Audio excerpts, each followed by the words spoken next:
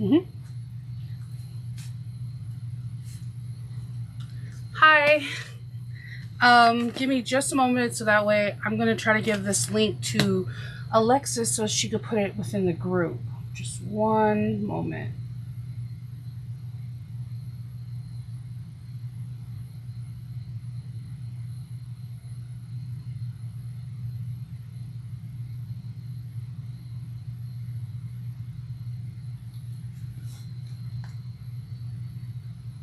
Just one moment. Let's see.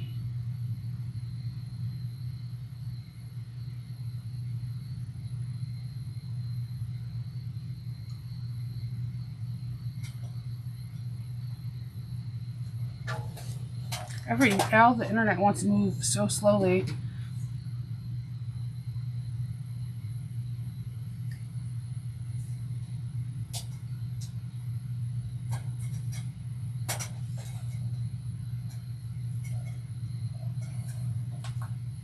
Whoa.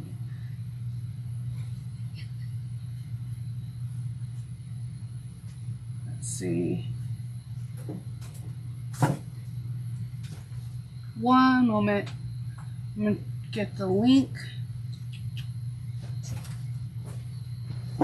for Alexis.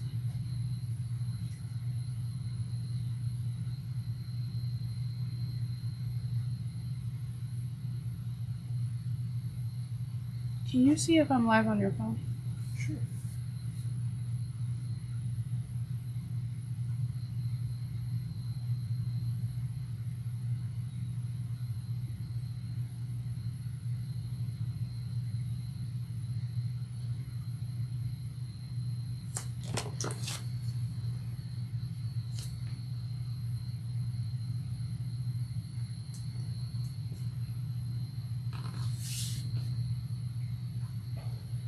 Let's see.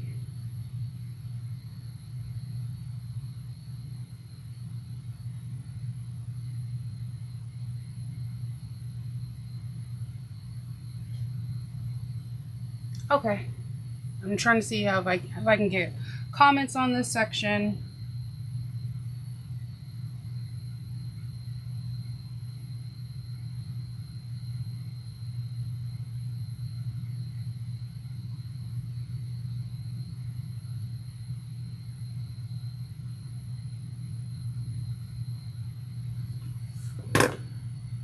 Okay, I think I may have got it.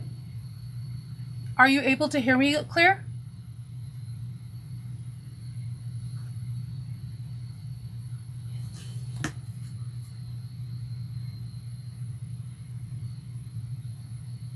Can you see? Oh, I got my volume off. Hi from Denver. Hi from California. I was born and raised in California.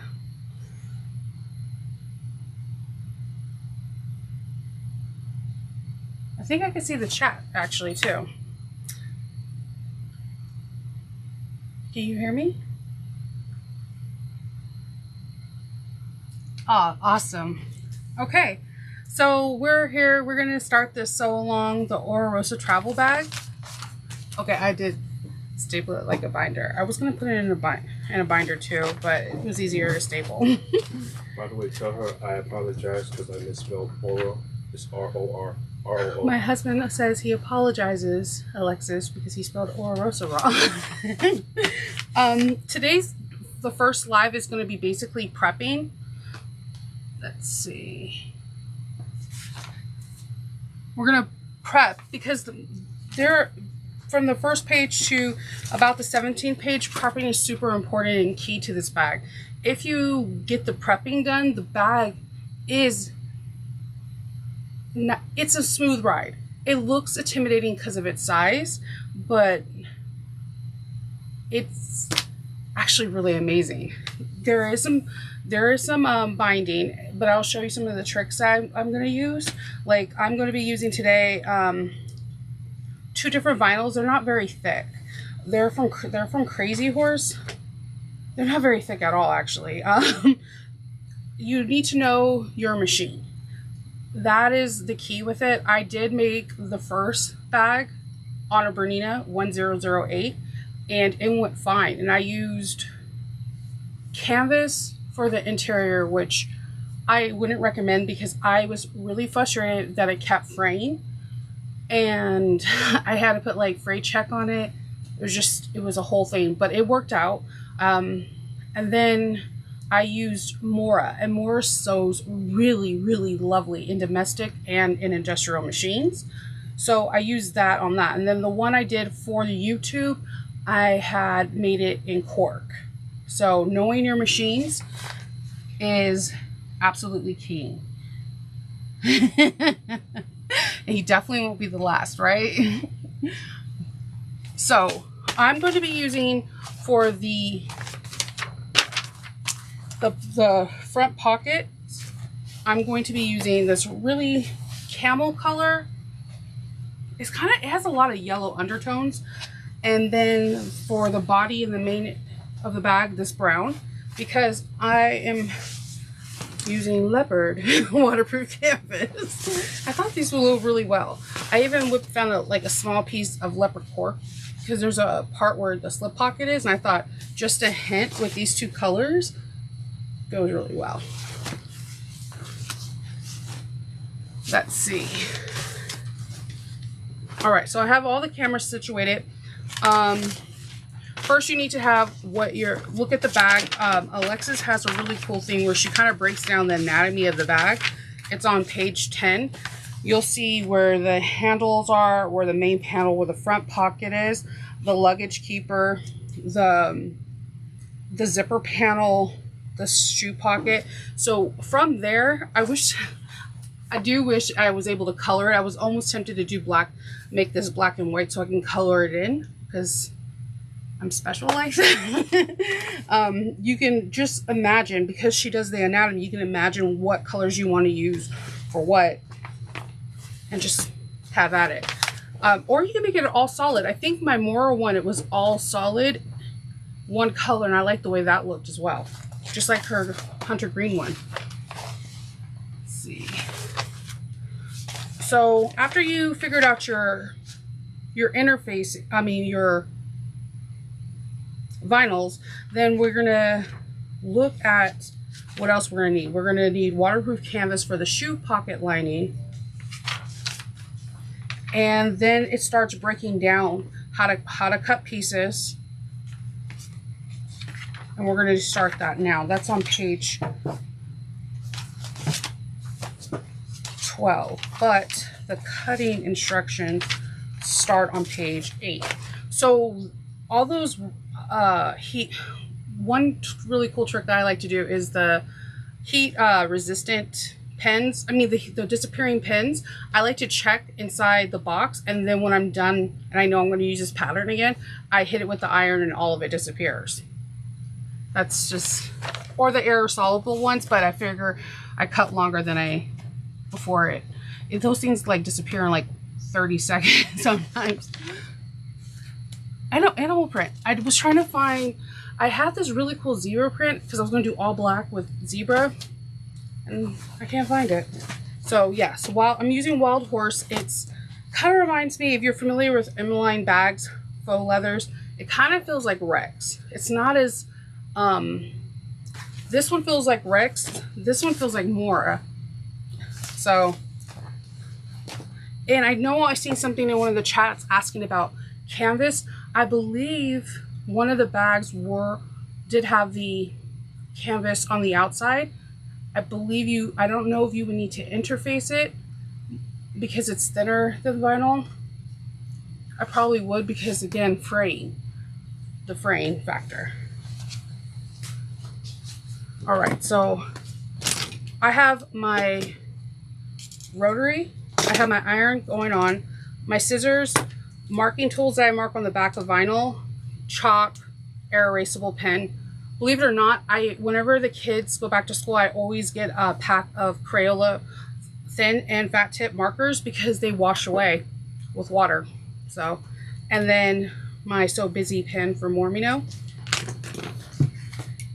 Scissors are key. And then we're going to start with the shoulder strap. And because I'm making this the pockets, I think I'm gonna make the shoulder strap too. So I'm gonna start moving things. If you have questions, please type them in the chat. I will help. Alexis will help. Everybody that's in this chat that's made this will help. This is a really helpful team. Okay. So we're going to do one of that. So I'm going to unfold this. And I have a Omni Edge ruler. That's exactly 36 inches.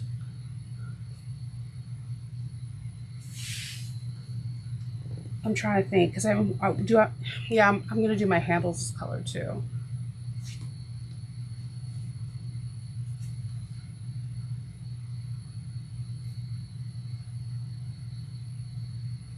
Definitely. I think someone had a comment in the group chat though about canvas though.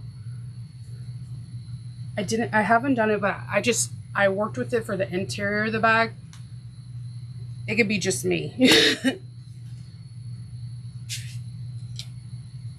So just, you know, cut along, make sure that your ruler stays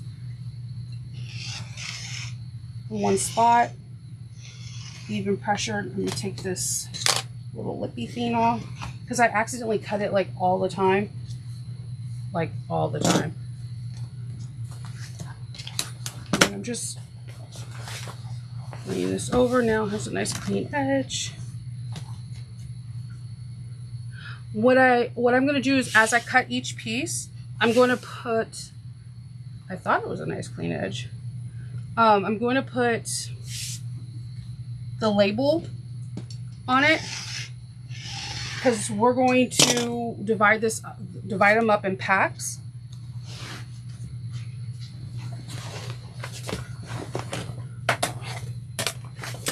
Sorry, I've accidentally hit the... Hi from Vegas.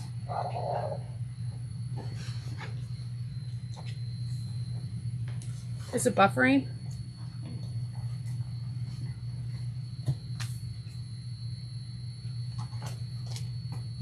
If you see questions beforehand, you can let me know. I would super appreciate it. Sure. Would you like me to say hello to those who come in also?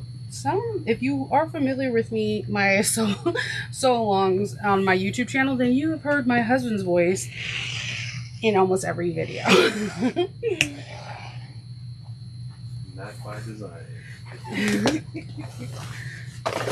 So, because this is going to be the strap, I'm going to mark the centers. When I prep, I try to put all the double-sided tape, everything ahead of time, and measure ahead of time.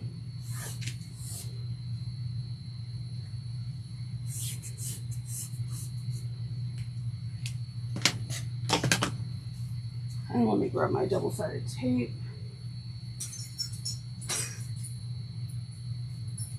Robbie said she needs that long ruler. Oh yeah, I got it from Amazon. I think it's, I want to say I've had it for like 4 years. I think it's like $36, but it's like my favorite ruler for straps.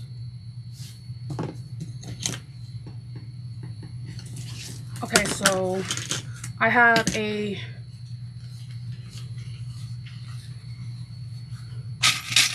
clip, and then I'm going to look for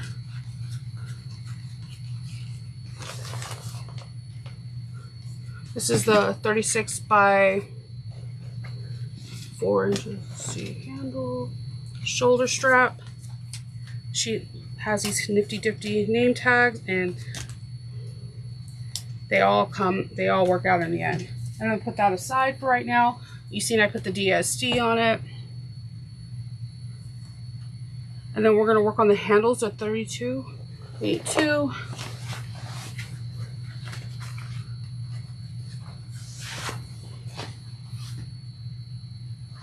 Oh, I'm so sorry. I don't know if it's our BIOS.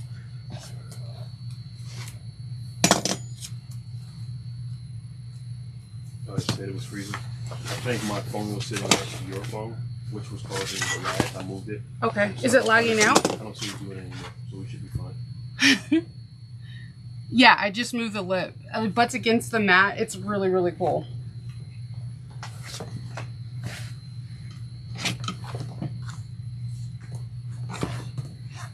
Quilters have all the best rulers.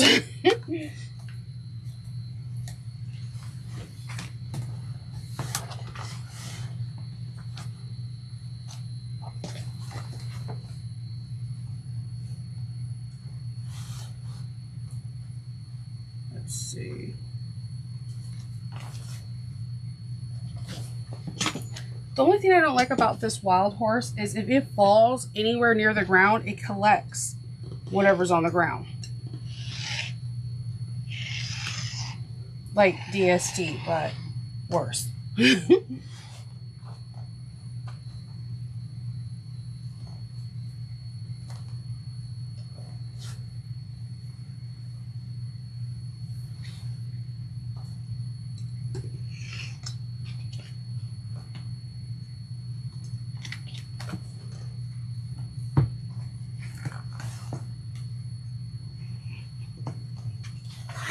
What is the brand of that ruler? Omnigrid, Omni Edge from just this Omnigrid, yeah.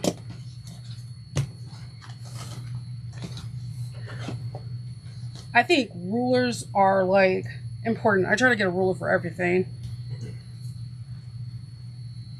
because I can't cut a straight line to save my life. I also need to get one of those. I see where people have like the little suction thing for the shower. Oh man, it looks like those are lifesavers so your ruler doesn't slide.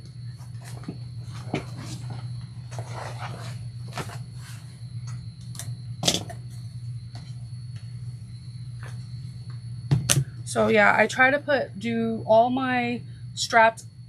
I like the fact that Alexis has like you doing all the straps first, because nothing will be more frustrating than you putting something together and then you don't have enough to make a strap.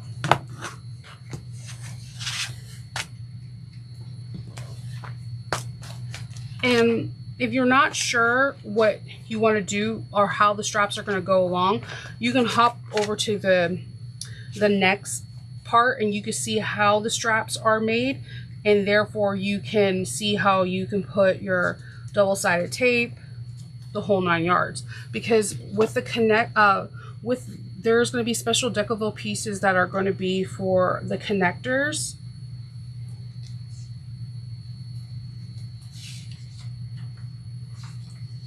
So this one, I just need to make sure this is exactly.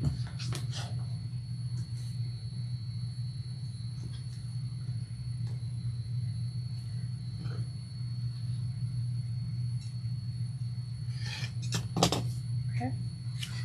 So I have the connectors, I mean not the connectors, but the handles.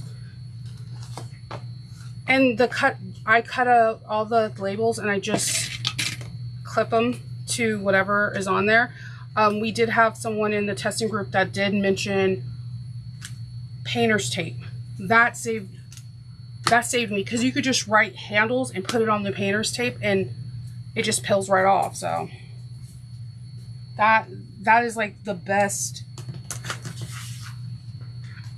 I didn't even know that you could do that until then.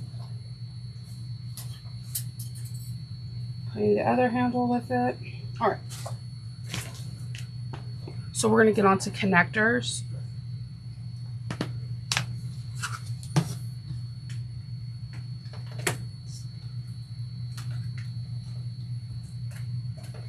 I'm trying to see what ruler. I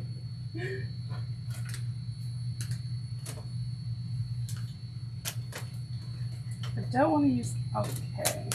I'll just use this one. I have like a really cool 2-inch ruler too. All right, so let's get on to the connectors. You know, one of the best color blockers in the testing group is Nancy. Whenever she makes a bag, I always look at how she mix and molds colors. She's like an artist. Same with Alexis. Julie asked, do you ever interface your straps? It depends on the vinyl. So if the vinyl stretches easily, I sometimes would put like a small strip of like a 1/2 inch of woven fuse or, you know, Shade Flex 101. I've only had one vinyl that was super stretchy, but like more and stuff like that, I do very similar to what Alexis is doing with the connectors, where there's like only the Decaville light in the area that is going to be you know, have the most wear and tear.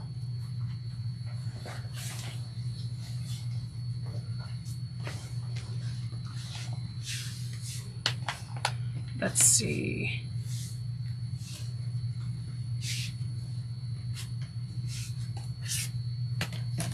And fourth.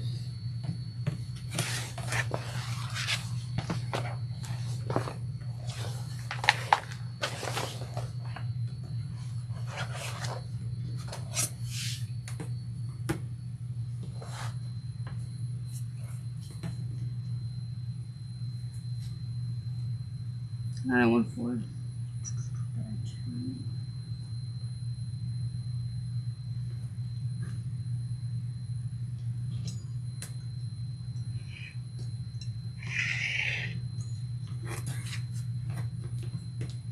We need 2 of these.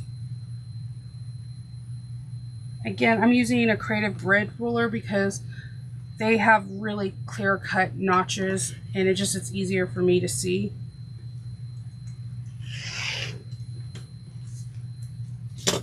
And why I'm here, because it's 2 inches, I can draw with my little marker the center point. It helps when we're sewing that it's like one less thing you have to do.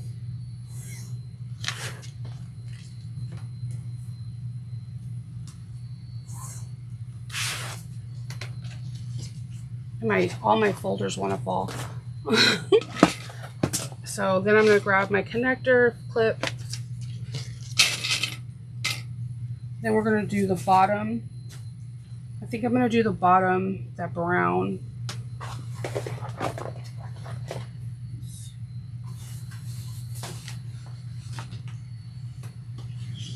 Because I have a lot more of that than the yellow. It's like not even, it's not caramel. It's a weird color. It's like chocolate. The brown one? The light yellow one? The brown or the yellow? The Wild Horse has like a lot of, like, the salvage is like almost 2 inches. So I always try to cut that off first. Because I have had it on the bag and then I'm like really upset at myself for not doing that one little step. Sorry. Let's see.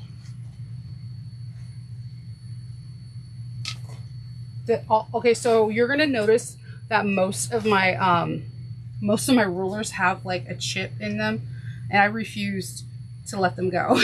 They're still functional.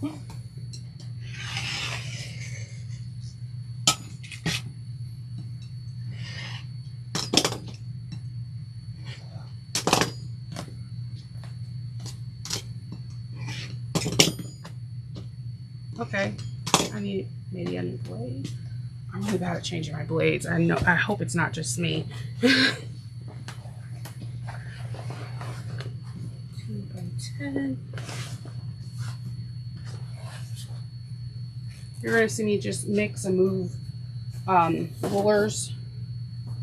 This one's huge, but everything will come out even. You don't need this many amount of rulers. It's more of, I like to usually trace everything out, draw it out, and then do it. Sometimes it doesn't work out like that.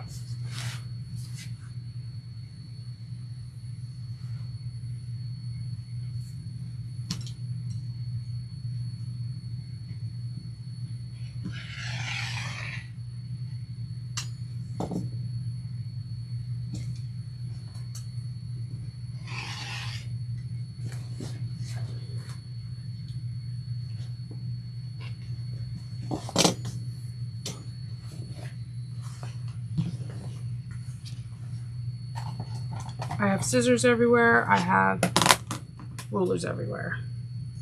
This is my life. Oh yeah. I have like an unhealthy obsession with clips. Like, super unhealthy. I'm like, I have to have all the clips.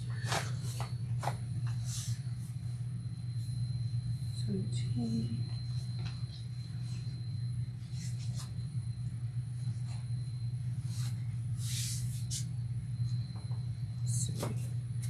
Oh, it's vinyl. It's it's a Wild Horse. If you Google Wild Horse on Etsy, sometimes on Amazon you'll see the vinyl. I like go vinyl hunting in my spare time.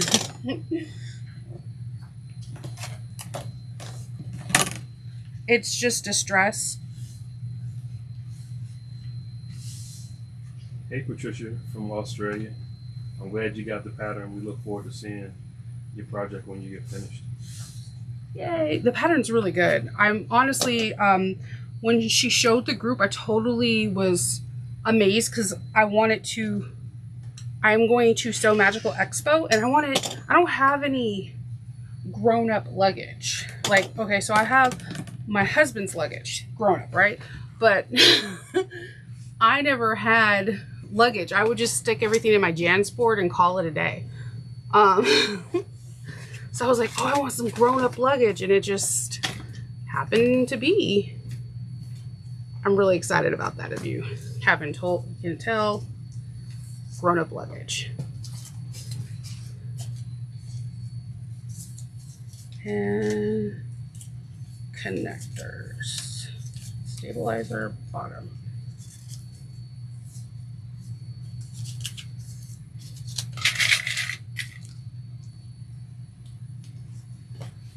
Let's see. Oh, that's the mic that's hitting my hair. So if you hear like a weird muffle, that's my hair. The luggage keeper. Oh, you know what I should do? Hold on. We're going to go back to connectors. I'm going to cut out the 2 pieces of Decoville Light. I'm trying to see if I have, because yeah, I knew it. Sometimes I like have little scrap pieces of Decoville Light hanging around. I keep those on the cutting table for these purposes.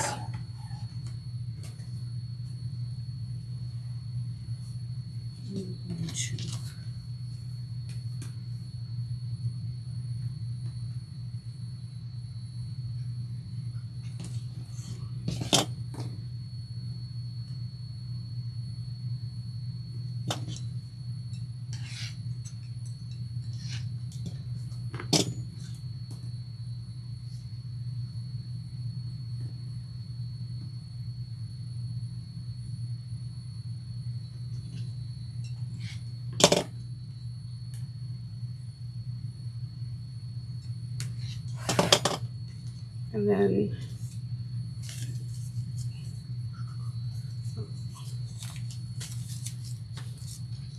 taking these because we're going to connect them. And the next step, let's see. On the bottom, we're going to need heavy.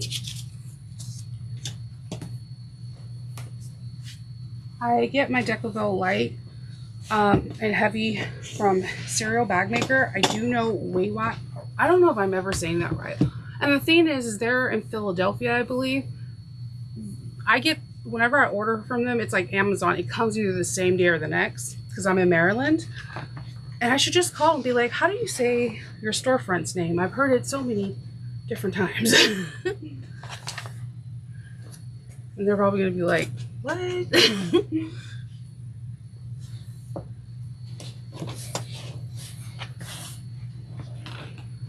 9x16. Just stay ruler.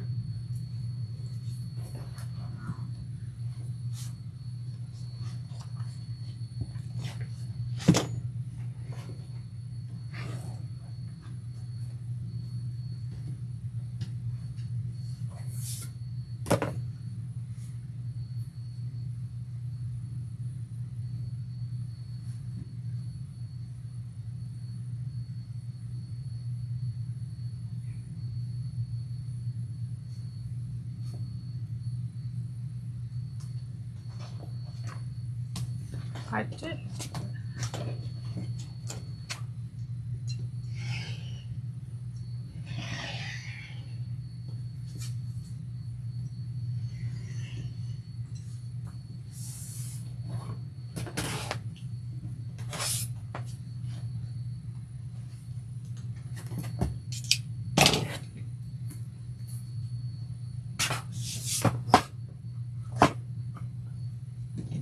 When I'm upstairs, like with the kids during summer, I usually like trace all this stuff out on my Decaville light and then cut it out with a pair of scissors.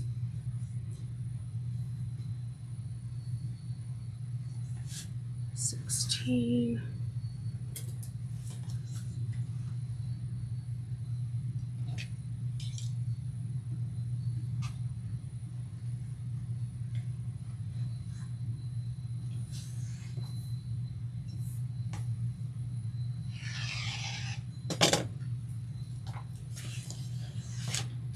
Okay, bottom done. Let's see. Okay, we're gonna make the luggage keeper part. Let's see.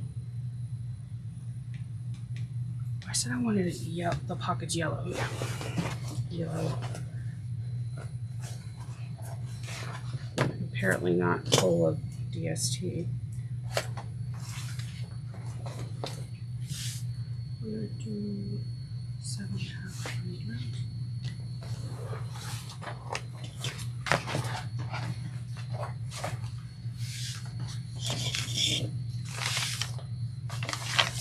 And just before I get my hopes up, I'm going to grab the pocket piece to make sure I have enough, because I do that way too many times.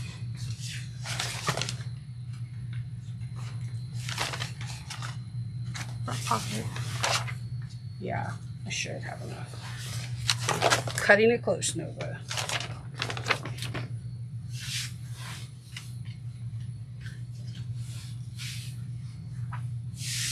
$19 by 7.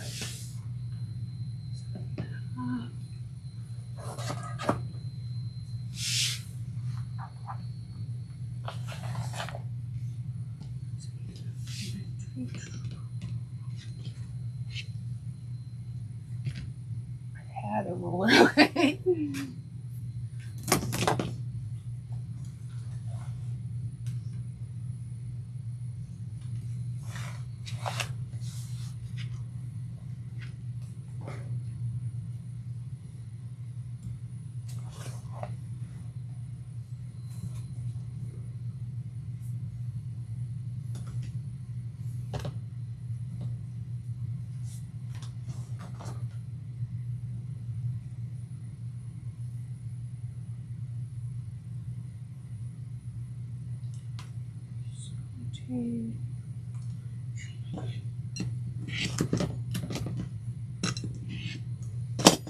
It would help if I didn't have another ruler underneath there.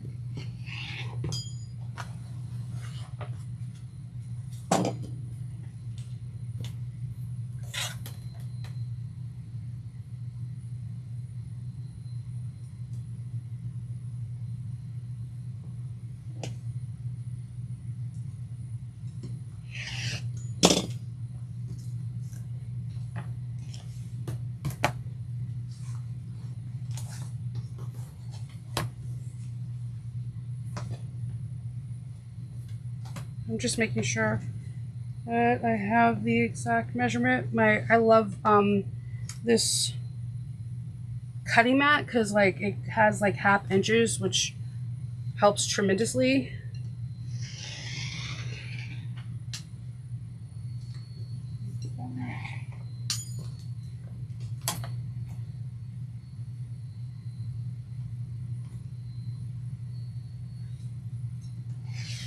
Okay. I basically do this with every single piece, and then you can, like, to break up just the cutting, you can start interfacing your pieces. I make sure that they why I do it last is because I usually do it before I'm going to go to bed so that I can lay the pieces on a nice cool surface to let the glue adhere to whatever piece it's supposed to. Because like Decovil and Decovil Light, they recommend you to let the pieces cool for 30 to 45 minutes. And it's all about curating. Let's see.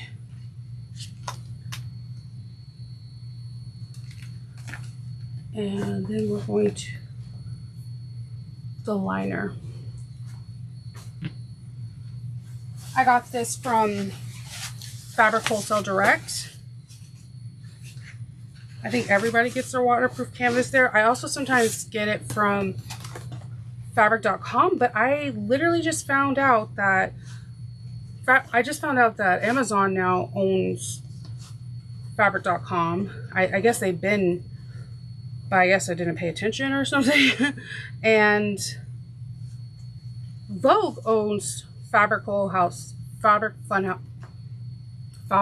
Direct. Vogue owns them. Because when I purchased, I was looking through my receipts and it says Vogue, and I'm like, I didn't purchase any patterns from Vogue. And lo and behold, it's because their own Fabric Wholesale Direct is.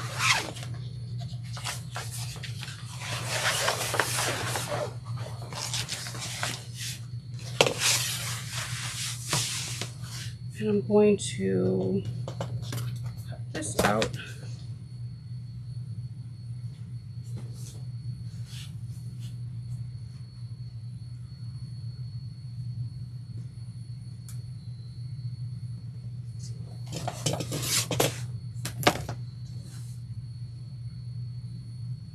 What kind of fabric is everyone choosing for their project? Kind of curious now. Really curious.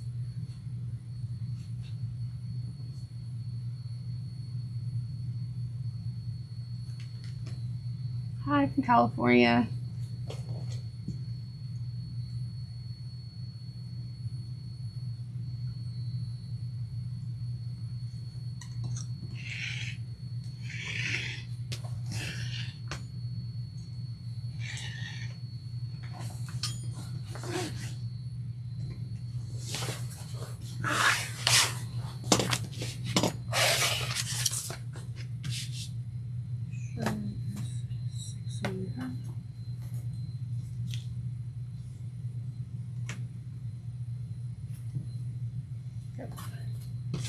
Making sure this is 19.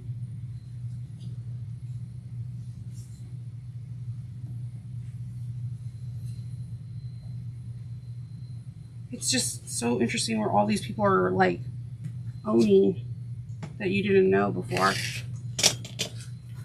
But the only good thing about Amazon owning fabric.com is I do get my I do get whatever fabric I'm gonna get extremely faster.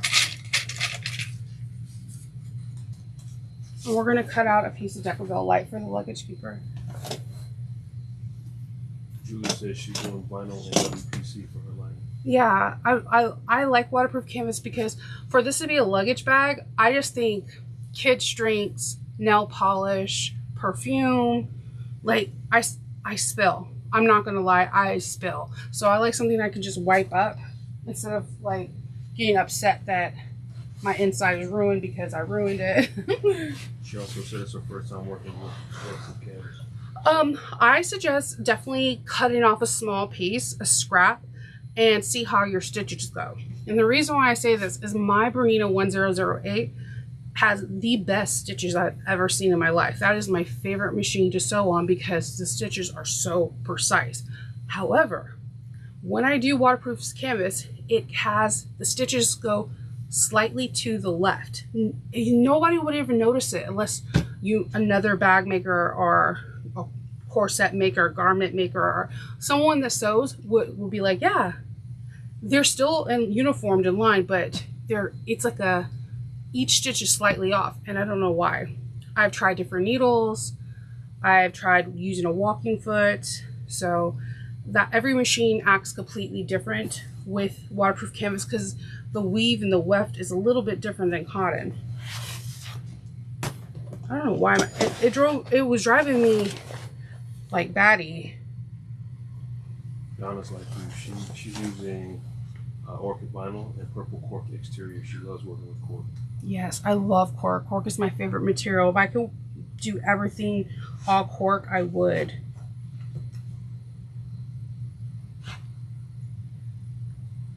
Orchid. Wait, that sounds really pretty. Yeah. Orchid and purple. Can't go wrong with that. No, my husband's favorite color is purple. So no, you can't go wrong with him. Mine's is blue. It's a great divide in our house because my eldest daughter, hers is blue, and my youngest daughter, hers is purple. I don't know what Kendall Jr.'s. Black and gold. Yeah. Well, now I know. Let's see. Luggage keeper 17.6. Katie says she's doing black vinyl with a fun canvas print on the inside. Ooh, yeah. I love my first one because it's all Doctor Who. And I don't know. That's like anytime I can nerd out, I will do it. Every single time, faithfully.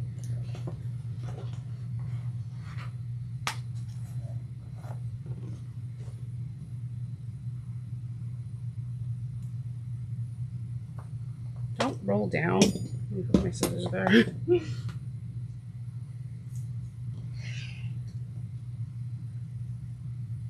I think you can't go wrong with any kind. I think this will be a good, like, I feel like if you or someone you care about is into sports, imagine this in a sports bag, like the colors and having the patches, or if you're in a fraternity or sorority, or it could be a good baby shower bag. Like it could be, again, luggage, but just, I used the one that I made in my other video.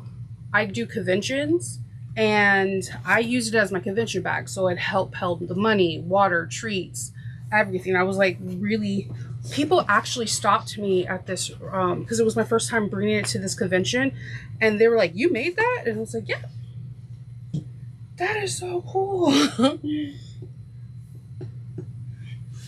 So that's always fun to hear, like when people are like enamored with what you make. This bag is definitely a show. Yep, that's my scissors. This bag is definitely a showstopper.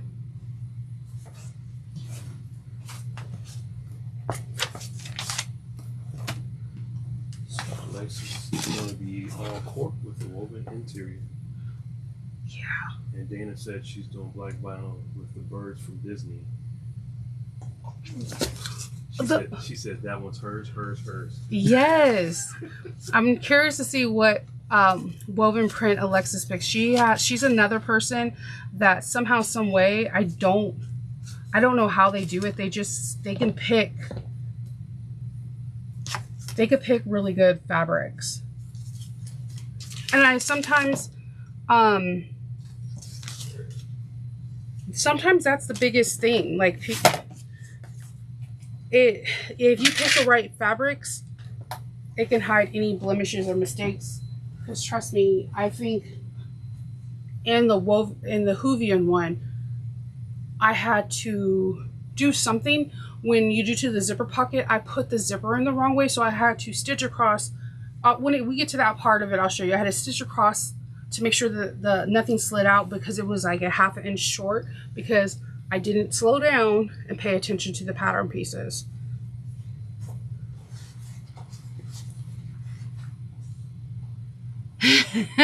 All fabrics we need it now. Yes, Ororosa patterns are truly one of a kind. Whenever she comes out with a pattern, like the whole group is like, yes, give it to me.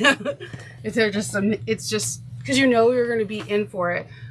A good experience. When I first did my first pattern with her, I just had to trust the progress, and it's amazing. All right, so now we're going to get into main panel A. We're going to grab these. Okay, don't judge my pattern pieces. I've used this like 4 times now, and I'm cheap, and I won't reprint stuff.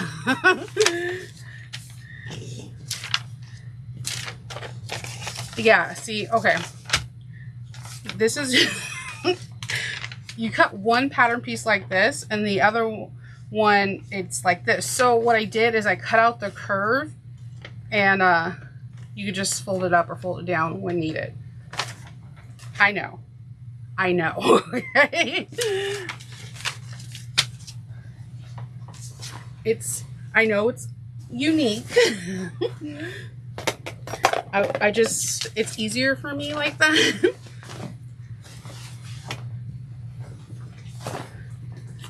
Okay, since you can't cut these on the fold, what I do is I try to remove some of this bulk. I grab some pattern weights and I trace. I actually love it when the vinyl is like not black, because then I don't have to bust out the chalk pencils. And I trace all the time. My kids see me do it like constantly, and I'll just sit there and cut them out and call it a day, because I need the pieces to be exact. You can trace and then use your rotary blade to do it. I'm not that talented. I give props to all those who can.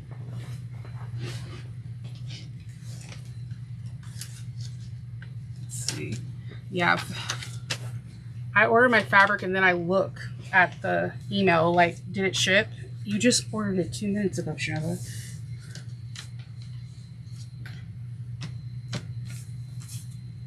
But yeah, it's one of my favorite places to get vinyls is fabric.com. It's my favorite and the thing I load the most. Okay.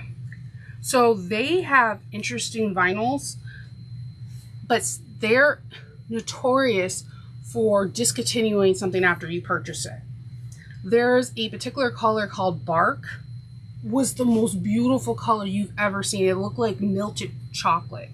I go back to reorder it. Oh, we're not carrying it anymore. I ordered it 2 weeks ago, ma'am.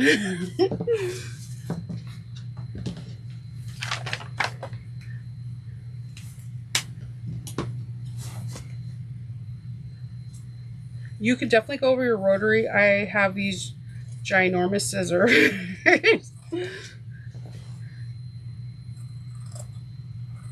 I don't trust myself with well enough. I know I could do it and it'll be a little choppy, but man.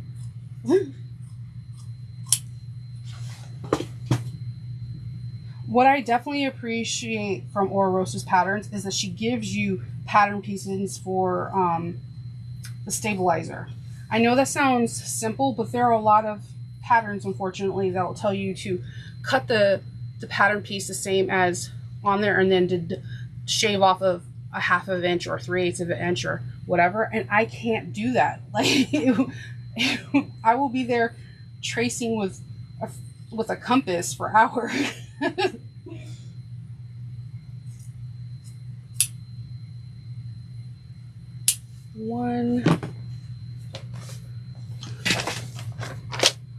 Yeah, Wild Horse has the most realistic looking faux vinyl I've ever seen. It's one of my favorites.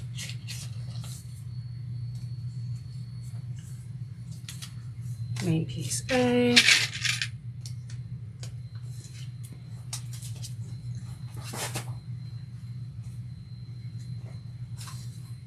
Donna said, thanks for showing how to cut a piece of vinyl that calls for being cut on the fold. Oh yeah, because if you cut it on the fold, and like even this one, you're gonna get 1/8 on both sides. So you just add a 1/4 of an inch to your pattern, and then I'm gonna wonder why my pattern piece doesn't fit, or I'm trying to cut the gusset to make it fit. And that is my other favorite thing about Ororosa. Like, her gussets fit. Like, she makes her gussets perfectly fit. So if you cut the pattern pieces correctly, it'll save you so much time.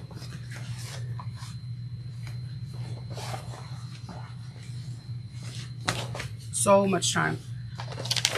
So now I'm going to take pattern piece A. I'm going to cut out the Decoville heavy. After, I'm just going to trace this while I have this out.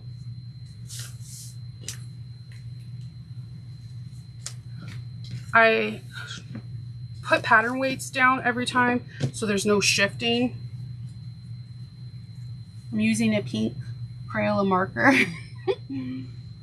I promise you, just like how you wash your hands with it with your kids, it comes out of your fabric relatively easy. How I learned about it is when my abuelita taught me how to sew, right? She didn't use this. Everything was chalk. But then when I got into quilting, there was this lady in Bakersfield that was showing me how to free arm motion. And when she was drawing, when she was trying to, I wasn't successful. So she tried to show me how to make the diamonds and off the 60-degree angle. So she gets out her ruler and then she gets a blue, because my blanket was mostly blue, thin point Crayola marker, and she draws all the lines. And I'm like, oh my God, you just ruined the thing. And she's like, no, it washes right out. I'm still really amazed by that.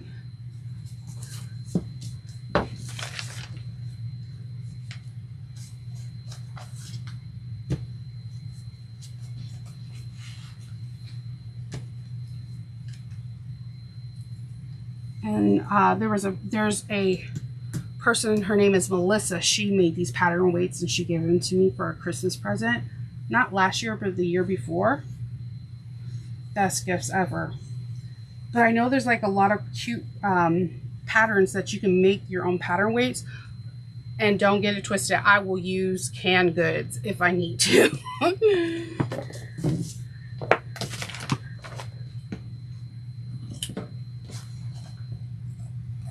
And we're going to cut out the Decaville heavy. And this is a key moment. This really does give the structure to the bag. It's not going to be in your seam allowance. If you don't have Decaville heavy, I think you could use 2 of Decaville light. There's nothing really like Decaville. It's really hard to give people alternatives. I mean, because if Peltex is cooled properly after adhering, you won't get as much wrinkles, but it still wrinkles. Decaville doesn't wrinkle as much. But you're only doing 1 turn because you're binding.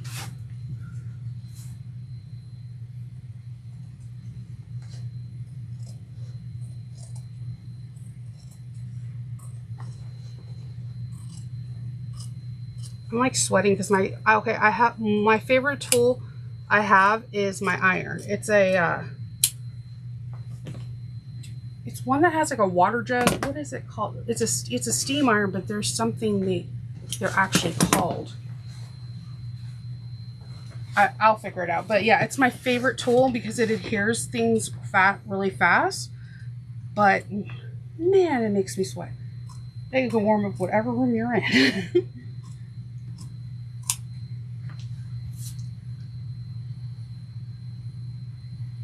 If you're going to use for in the back, I would recommend Decaville Light to have, it could have the same structure as a piece.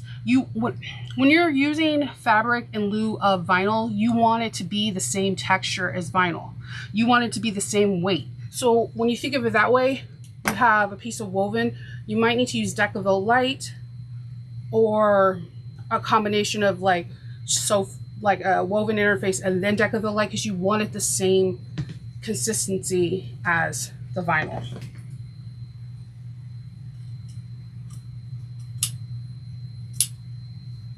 Hey Della, welcome. Glad you're able to join us. Hi Della. I love making bags. It makes me happy. It's like instant gratification, and like I'm not gonna lie to you, after making this bag I was so proud of myself. I mean, popped my collar, I was on cloud 9. I felt good because I made something that I actually liked. I normally don't like the things that I make. We're all each other's, like when we make stuff, we're hard on ourselves, and to pretend that we're not, it's just not true. But I was really, really proud of myself with this. I was like, oh my God, I made this. Julie had a question. She said the phone pocket backing has woven interfacing as a recommendation, what do you use, if any? If I was doing it, I probably most likely would interface it with Decoville Light and keep 3/8 on the top out of the seam allowance, so that way it wouldn't cause bulk when we're binding, but it would have that nice firmness when you put your phone in the pocket. Okay, and then we're gonna go cut out Decoville Light for some of these pieces.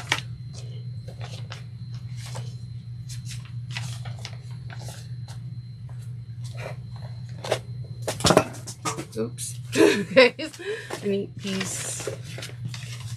Okay, and again, I did the same thing.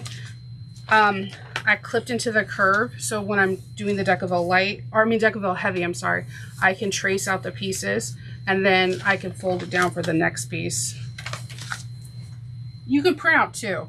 You don't have to do what I do. I don't know, it's easier for my mind to wrap it around that way.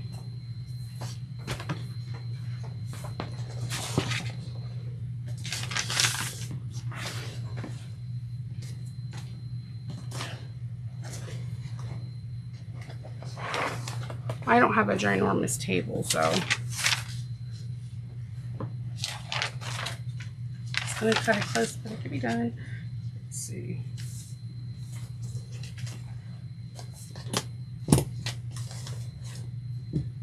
I'm gonna move this ruler back to behind me.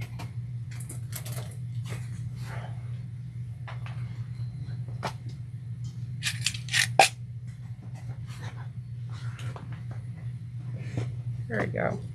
You're okay, buddy.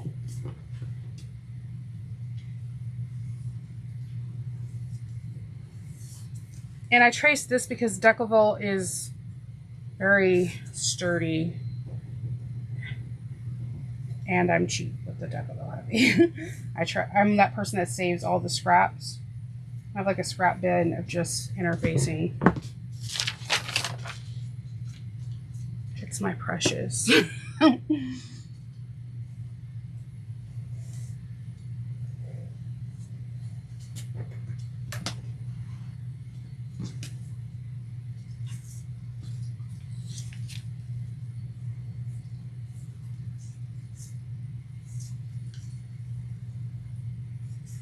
I chose pink because I thought it would pop everything out, and it was the first one on my table.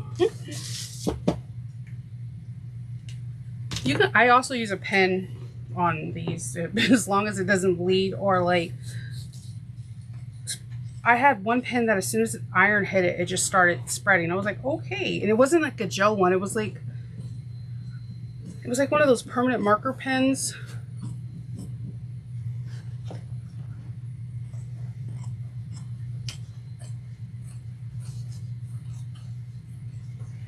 So Terry says that she has to cut her fabric on the kitchen counter. Yeah. It's about the same size as a cutting mat. Yeah, it's because this is a big bag. Like after you start assembling it, the last step, you're gonna realize everything that you accomplish. I was on the wood floor tracing out my pieces and cutting them out on my first one.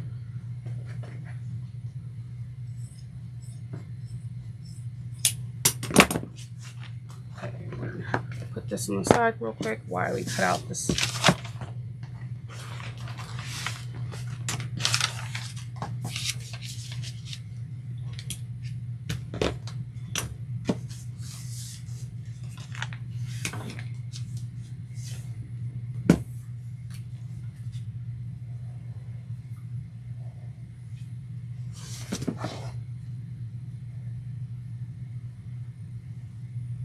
You're probably like, why is she just her and her color marker?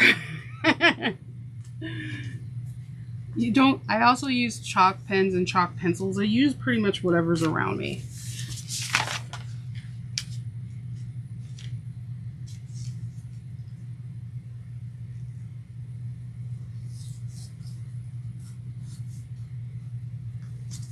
I need to laminate these pieces. I know I want to do, or print them out and give them to my husband so he can put them on a chopping mat from the dollar store.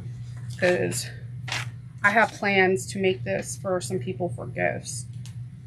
This is like the ultimate, you're important to me gift. I just spent 5 weeks making this bag.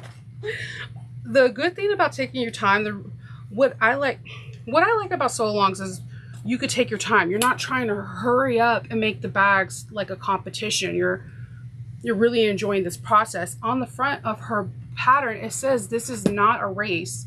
This is a slow marathon. Because if you do slow and steady, you can alleviate any mistakes you made. And it won't be frustrating. And then at the end of the process, we all have these phenomenal bags that we made. I really think this would be a good football bag. Now I'm thinking like Raiders or Patriots or Rams. Like the colors would be amazing on this bag. Okay, I'm not going to say the Saints. So, yeah. The Buccaneers. Yeah. I knew you were following Brady. Everywhere he goes. Everywhere he did not goes. say Patriots. I said, nope. I said Patriots in the beginning. You said Raiders. I said Raiders or Patriots. Gotcha. I gave a couple. Hi, Cindy. I gave a couple of, football teams. That alone should win me a prize.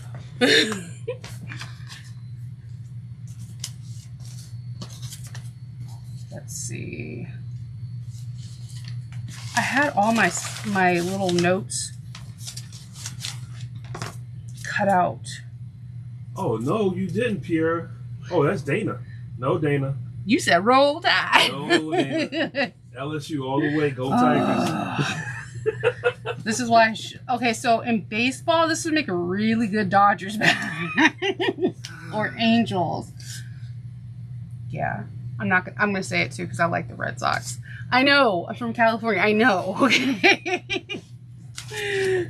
But think of the colors. That's what I'm thinking about. Piera says she has a question. Okay. Oh no. There's no question for you. You know why.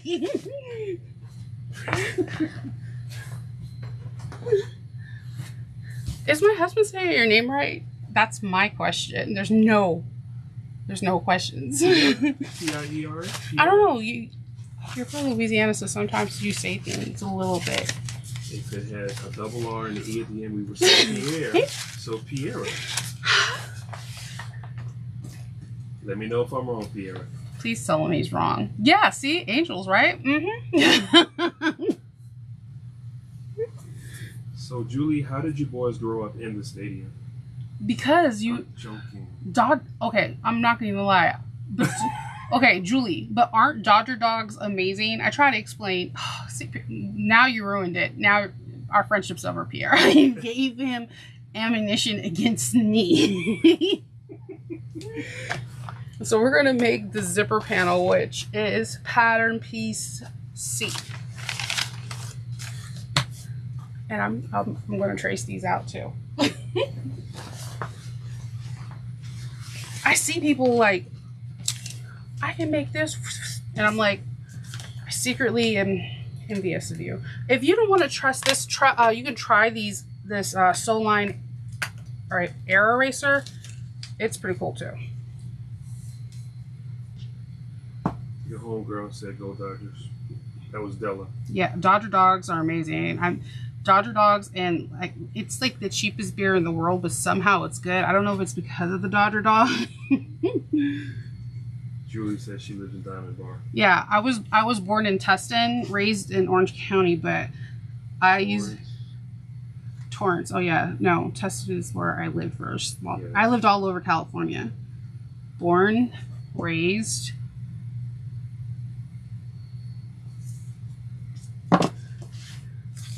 But yeah, I always thought like Dodgers and Angels fans were very intense. But man, Maryland, yeah. Different kind. They're like, all my California people, we all know how you go to a Raiders game and how people interact. Those Raven fans are loco, man. They're super. The teacher, my daughter was wearing something in California, something, it was a different team, and the teacher was like, we're gonna win you, and I'm like, she's 5 years old. She's like, she doesn't know how to spell this. She has no idea what it is. You need to calm down. And now I don't wear Patriots. I wear nothing. Because they're very intense out here. Very intense. But they do come out and show up. But Baltimore is such a tiny town that when it comes, it's like California traffic. Other than that, there's no traffic out here.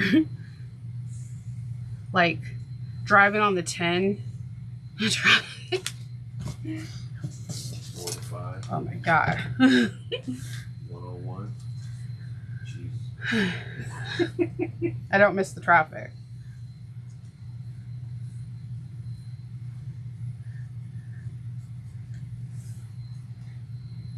At all.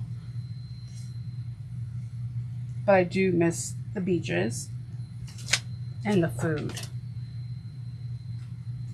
Like, we have no Del Taco out here, no In-N-Out, no Wiener Schnitzel, no El Pollo Loco.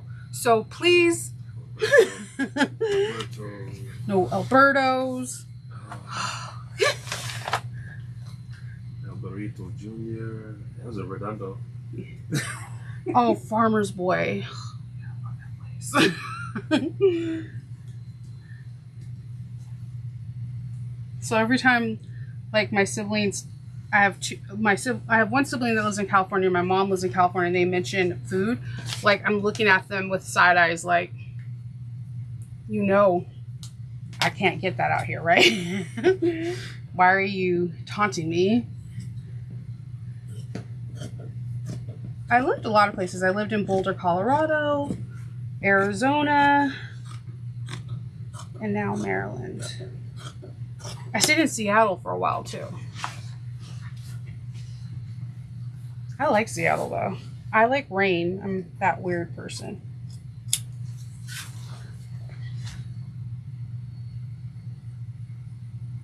Yeah, you're right. If you lived in California and you were born in the 80s or 90s, you know that you were able to go to like WWE and WWF wrestling matches for like nothing. And now it's really expensive. Like, I remember going when there was like the $1 Million Man, Hulk Hogan, and I remember The Rock's first wrestling match. I was there.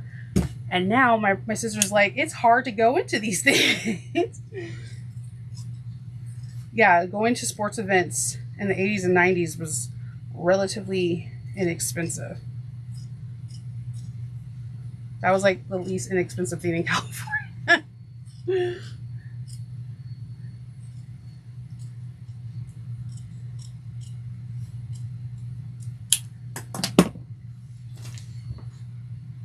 I love Sacramento too.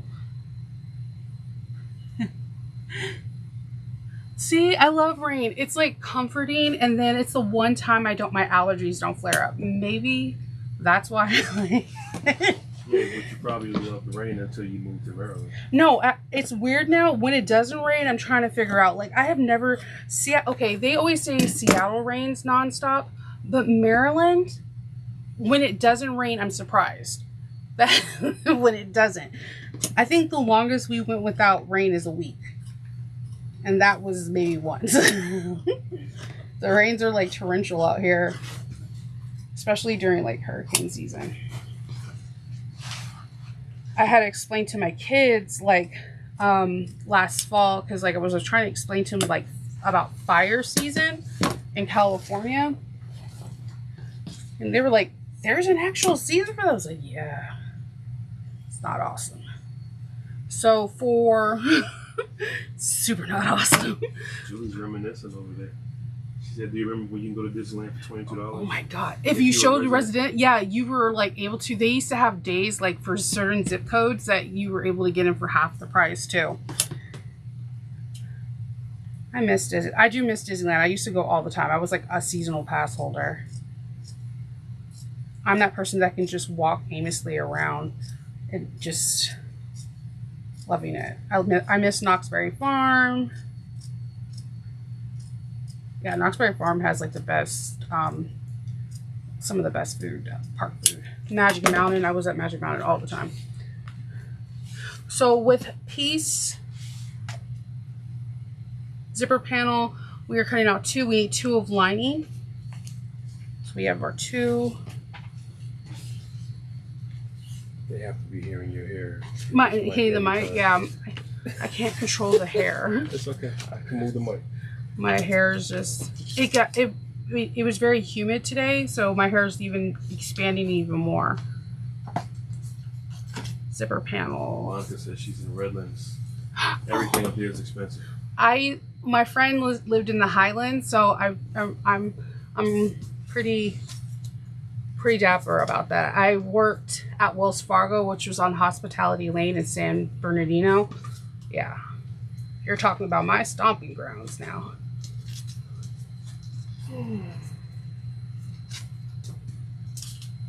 Side piece, shoot, zipper panel. So even though Nova and I met in California or Arizona / California, I'm from New Orleans. Yes. So I'm a foodie. Love some Creole food.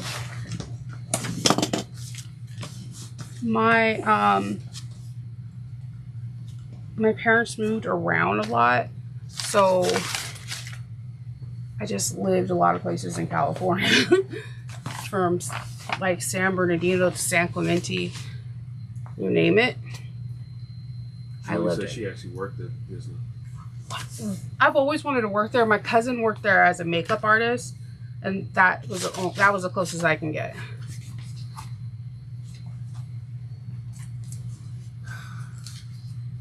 I do miss the food though. I miss Wiener Schnitzel. I'm not gonna lie to you. And In-N-Out with animal style fries. Let's see. I need a pen. Congratulations, Robbie. Golden Knights won a championship. Now let's see how long it takes for the next one to come. Oh God, you're talking to somebody that's super competitive in all things sports. I think he almost like fainted when I was like, "Yeah, I'm not a Lakers fan," and he was like, "What?" No, I fainted when you said you were a Celtics fan. Okay, so there's a weird story behind that. My parents are really into sports, right? My dad and my brothers and my mom talk about the Lakers like they own the team. Like they know things that I'm like, how did you find out that information, right? So it would get just really competitive in the house. And if I didn't know things about something, they would be like, you don't know sports. So one day I asked my friend who was a team that the Lakers rival, and they were like the Celtics. So he started teaching me the stuff so that way I can irritate my parents. And then it turned out I actually liked them. That's how it happened with the Patriots too. Javon Curve is the person who made me like the Patriots. Then, right.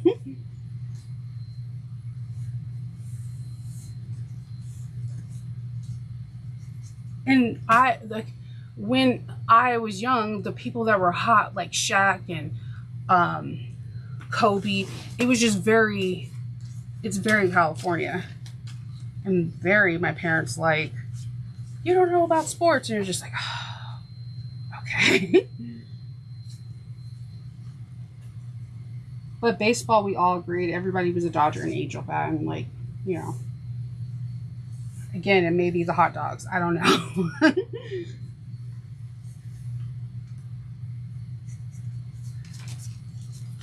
Cindy said the state fair is going on right now. Oh, yeah. I missed that. Yeah. I like to see what fried food they're going to make next. I won't eat it, but I'll watch it. Wasn't that one of our first dates? Yeah. And Faith was like all about the fried Oreos. Ugh. I can't do it. I was like instant heart attack. Julie is moving. She says she is Waiting to cut out the shoe pocket pieces. Man, you're on fire. Okay, so everyone says I sew fast, but everyone has their things. I take forever to prep. I think that's why I sew fast, because I like everything is done.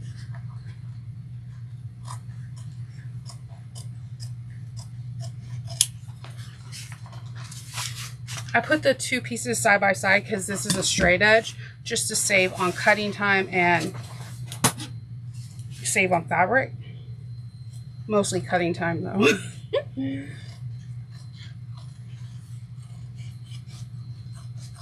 I think I'm like, when I seen this waterproof canvas, I immediately thought of Monica. And I was like, yeah, this is my inner Monica. Cheetah and leopard.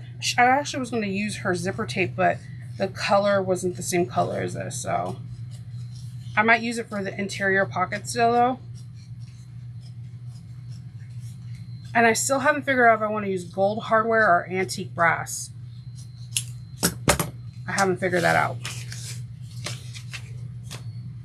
Now, if your lining is cotton, you would need to cut out woven interfacing, but I'm using vinyl and waterproof canvas, so. All right.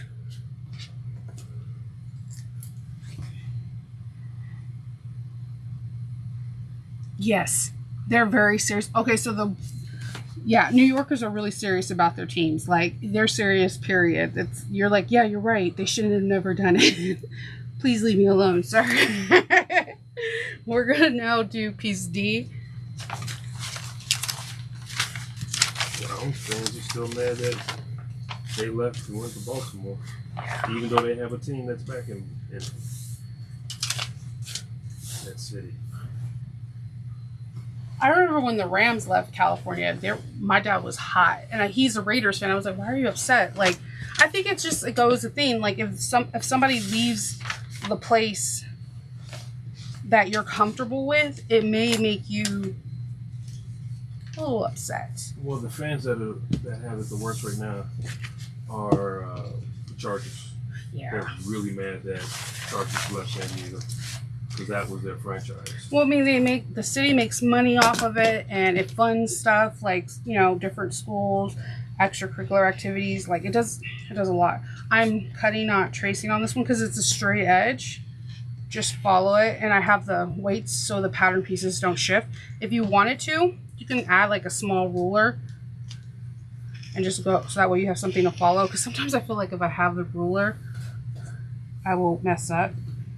And what I'm going to do when I get to this part, I'm going to trace it, because there's no way in Hades I'm going to be able to hit those curves right.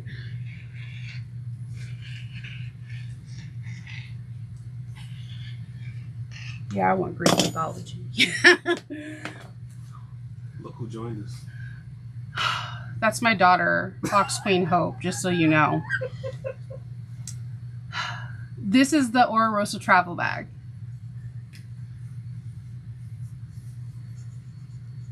Which I also think it would be a really good gym bag. Or like, I see this for cheerleaders, like having all their stuff, especially the shoe pocket.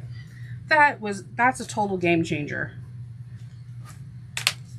So I'm cutting all the way up to this straight line, and maybe just a little past it, and then I'm going to cut it out with scissors. Okay.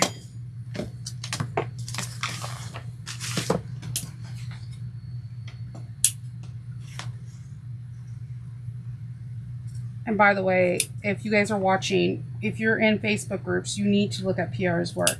She sews like almost all her bags like in leather, and they're seriously phenomenal.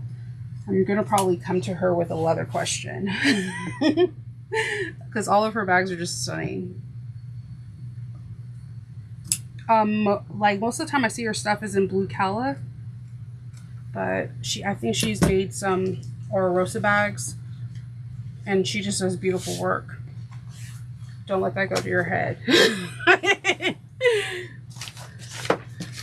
And we're gonna get the lining Okay, the one thing I love about waterproof canvas is how much you get. So if you do make a mistake, you're just like, it's okay. It only cost me $6 or I got this. I got so much more.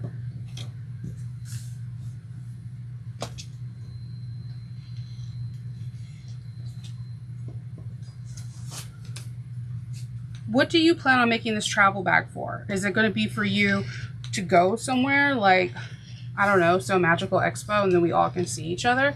Or are you making it as like, oh, I'm making this bag so that way I could pack up my kids' stuff and they can spend that time at grandma's house? I love that bag. Okay. Or are you doing like sports tailgating thing?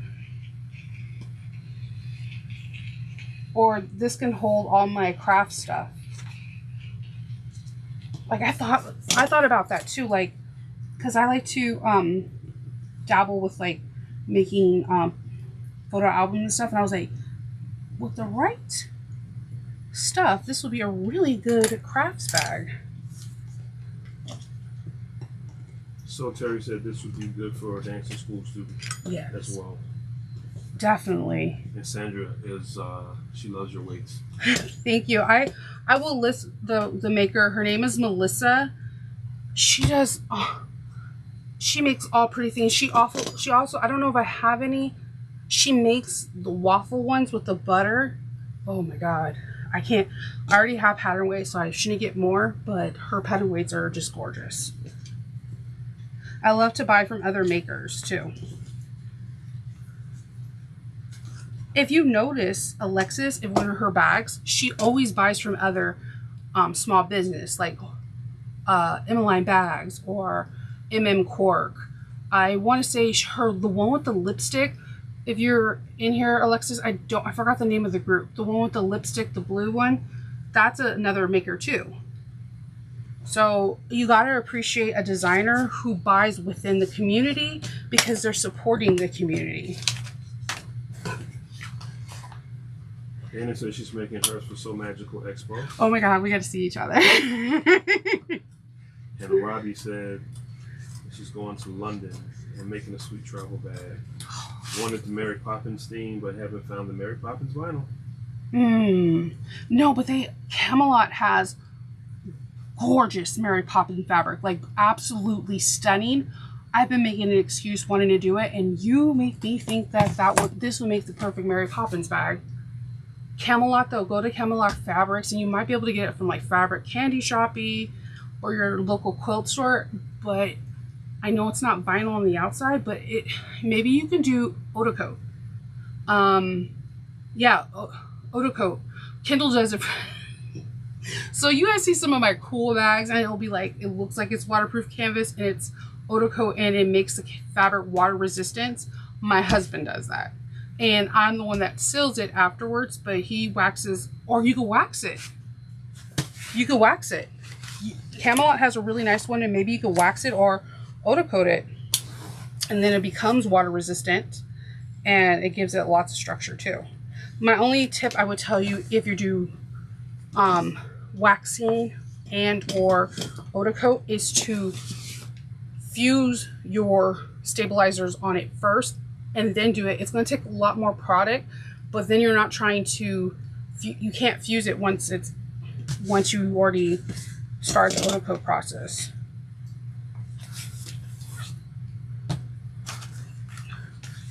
Zipper panel flap. Alexis says Lips was custom canvas from the styled Magnolia. Yeah, that's it. She, like I told you, she shops from a lot of small businesses, and I'm not saying that because she's on here. It's something that I appreciate because what she makes is like, when she creates a bag and she makes it, you get to see her fantasy and her prepare, like how she prepares stuff come alive. Because I like, look at this piece. I can't do this. So when she's thinking of all this stuff and making bags and she's purchasing from Cork or Magnolia, she's supporting these small businesses, and somebody might buy that fabric because of Alexa's bag. So I think I think that's really important to support each other in the community. I know I was just like rambling about that, but it's important. I'm not cutting out woven interfacing for the panel because I'm using waterproof canvas.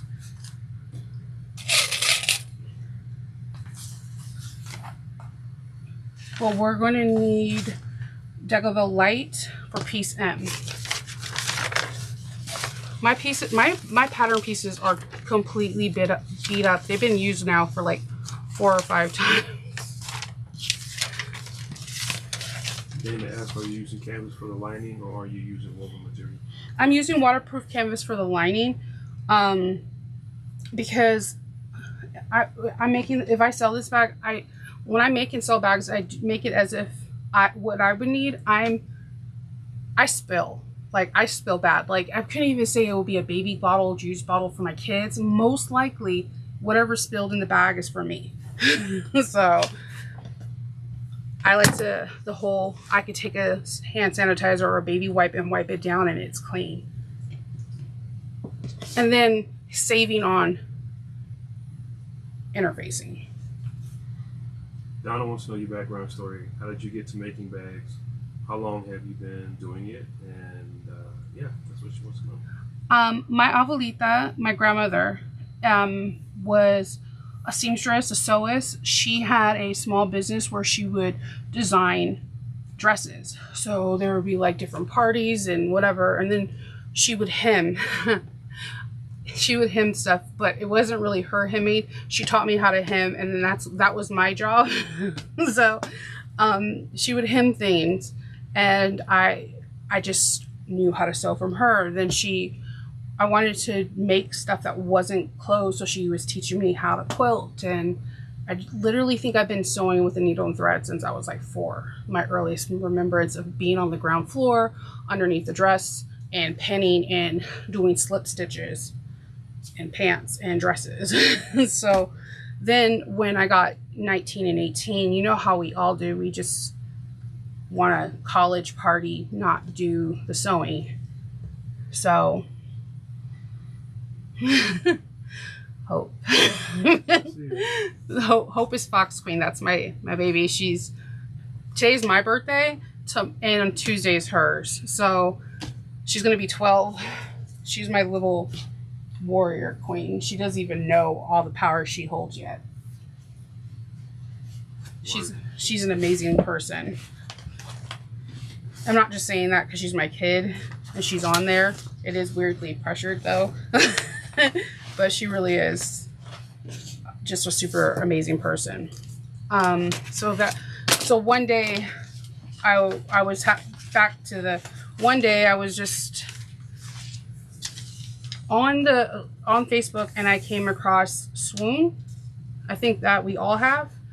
And because I seen, actually weirdly, I don't know if I told Alexis this, but I seen one of her bags in Swoon and I totally freaked out. And when I got to actually know her and meet her, I was like, oh my God, this is the person that their bag in Swoon. I was like, this is amazing.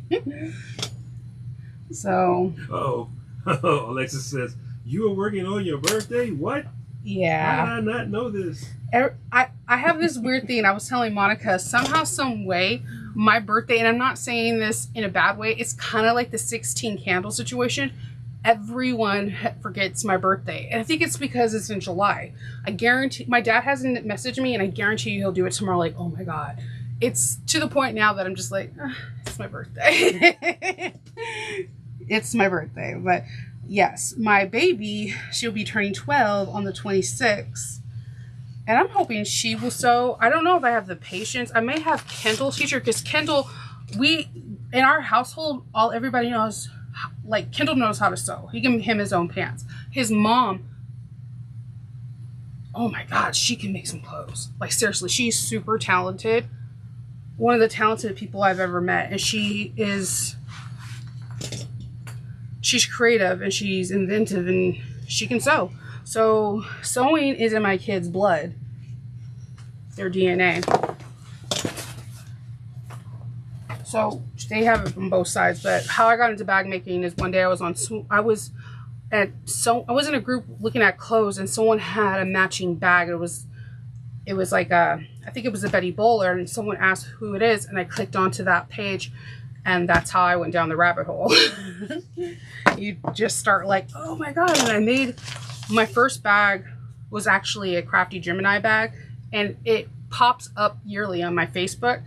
It looks decent, but when you really opened it up, it was a hot mess. It was a serious hot mess, but I loved it. I love that bag so much. And it was the first bag I sold too. You're getting us up. Happy birthday. Thank you. Okay, yes. Fox Queen Hope, aka Hope. They call her Mimi.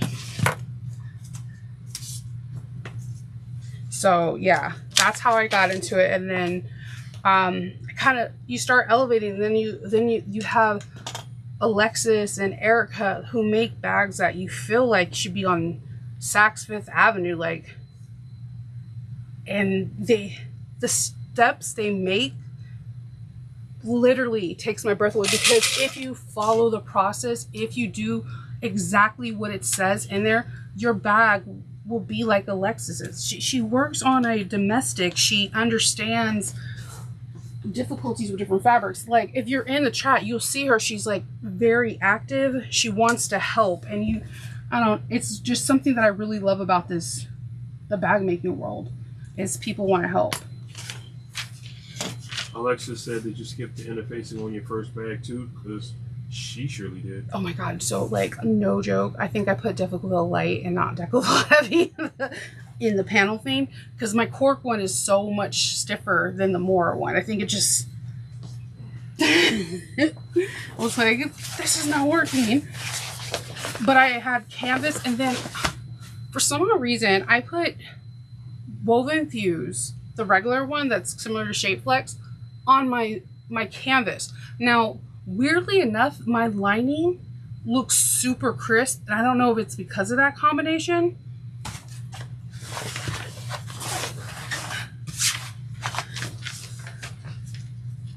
But yeah, just if you follow her process. Alexis, what would you do? Because I think someone asked earlier if you have canvas or woven for the pocket, the slip pocket.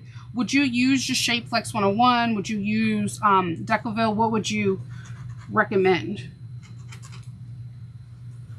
Because I believe I don't know if the lips one was canvas or vinyl, but that bag, man, that's a showstopper bag if I've seen one.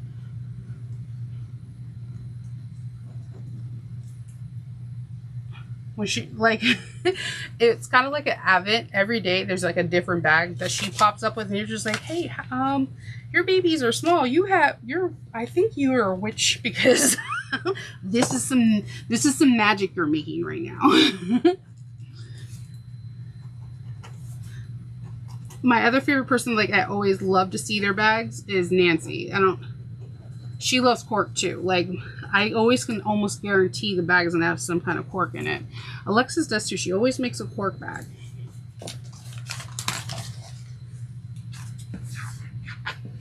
I'm always interested, like, to see what people, when they mix cork with other stuff, it always intrigues me.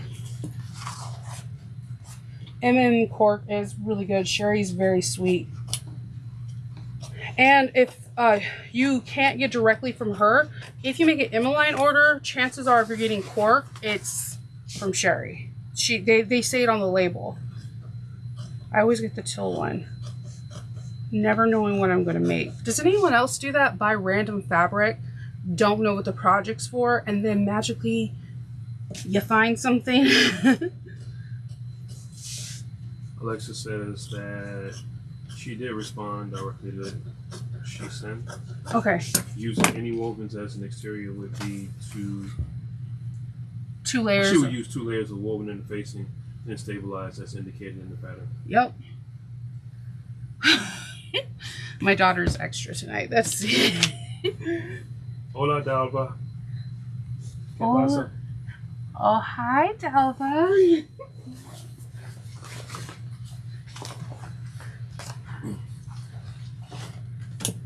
I like Dalva's bags too. Her bags just are, she's really good at. I think, okay, honestly, everyone's good at fabric coordination, and I'm just enamored with what people pick out for their fabric choices.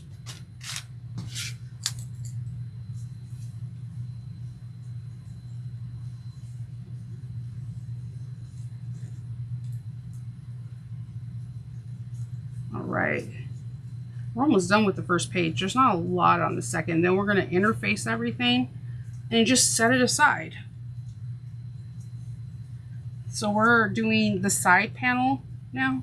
So I'm tracing it out. Don't cut your vinyl on the fold. You don't want that anywhere from 1/8 of an inch or more. I think, I'm not going to lie, I tried to cut on the fold with marine vinyl and the shape didn't even come out right. So I just trace.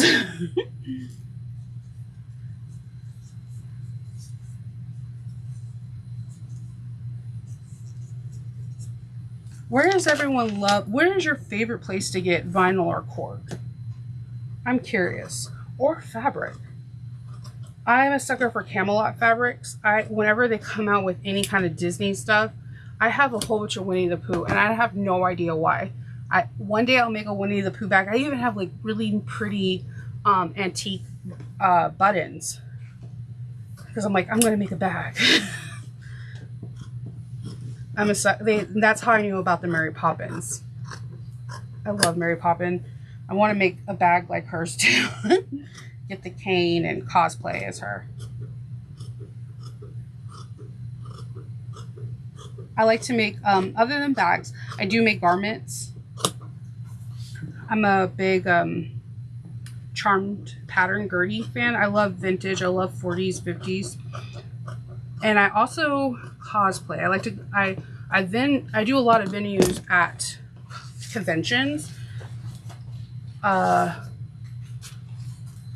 So I like to make elaborate costumes. Side panel 1, 2. We don't need woven interfacing because we have that. Clip that. Alexis says more vinyl from MLI. Yeah. More is like every time that it just feels amazing. I have a thing for Rex though too. I'm not gonna lie. I don't know why the metallic ones, they always scream to me to get made. So we need to do a Decoville heavy and piece end.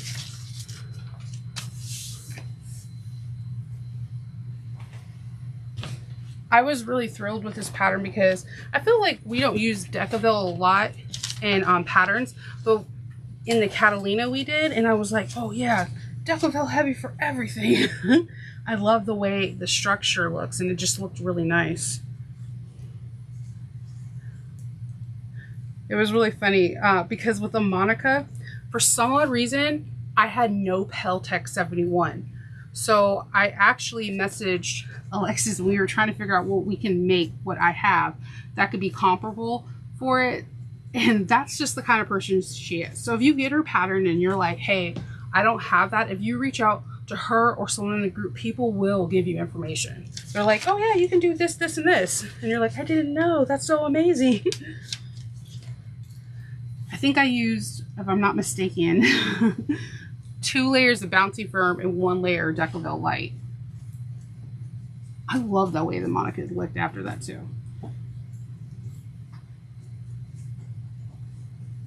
There's always a way. Donna says she loves Bodio faux leathers. She provides great descriptions, which makes her confident when she's shopping with her. She tries to support all women-owned small businesses if she can. That's amazing. Yeah, you know what's weird? I've never, I know you're gonna be like Shinova. No, I've never ordered from Bodio, and I've never ordered from my pumpkin embroidery. I always say that I'm going to do it, and I never have, and I should. I like to support small businesses too, as you know, it's somebody's dream. And Monica for Joann's, okay, my favorite marine vinyl, the navy blue from Joann's, hands down. I should own stock in that because all of my superhero bags, that's the color I use. I love that one.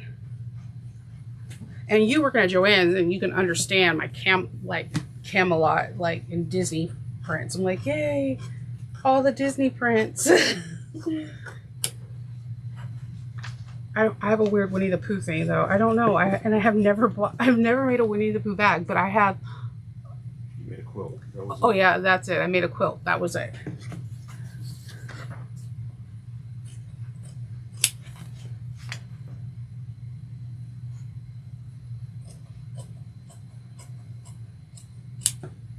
Okay, so all these little scraps, don't throw them away.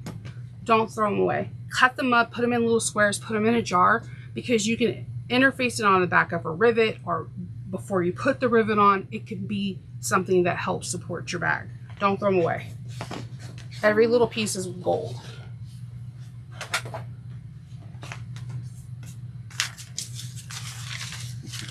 Monica said she's got a problem. Yeah.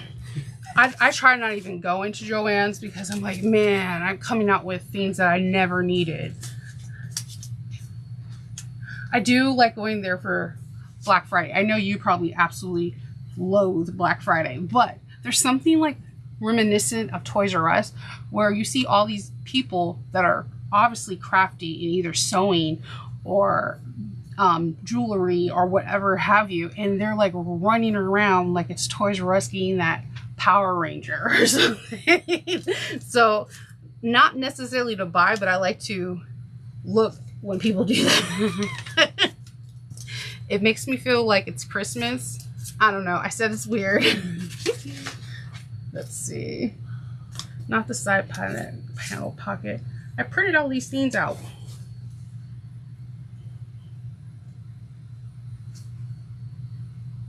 We did in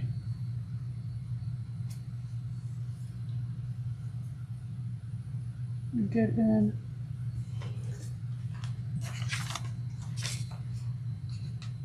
cut it in the stabilizer. We're going to side panel 2,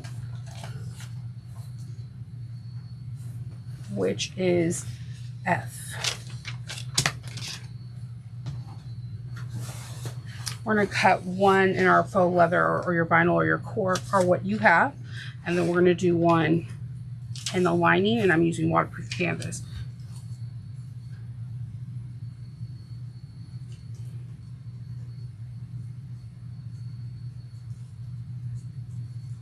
I'm having so much fun talking with everyone. This totally made my day.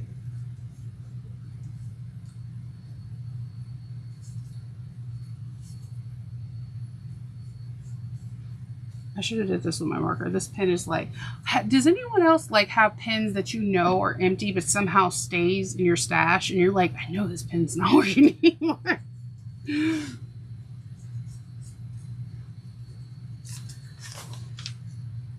Monica said she likes Black Friday, but only at the cut counter, not at the register. How do you, I try to figure out how you do that, because people will be coming up with like so much stuff.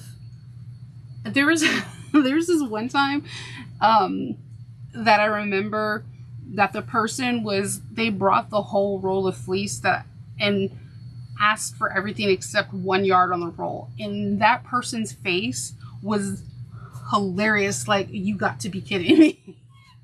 Just by the yard.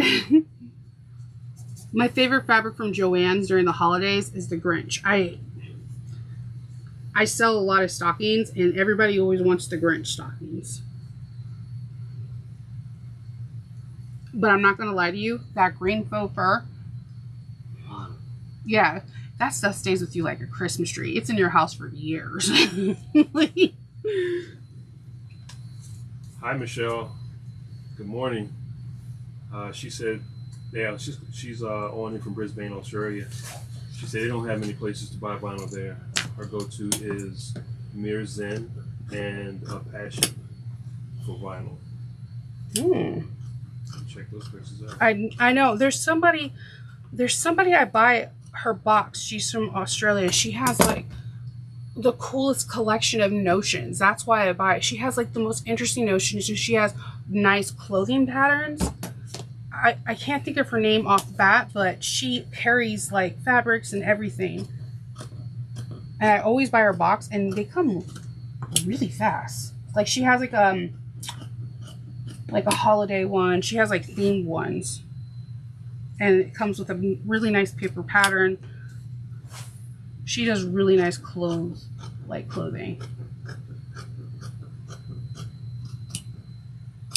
If I had the time, I would sew all my clothes. I love making clothes. And that could be because of my abuelita, but I also like the fact that when you make something, it's custom fitted to you. So you're not getting something that's like too big at the waist, or, you know, whatever it is that you're uncomfortable with. It's just there.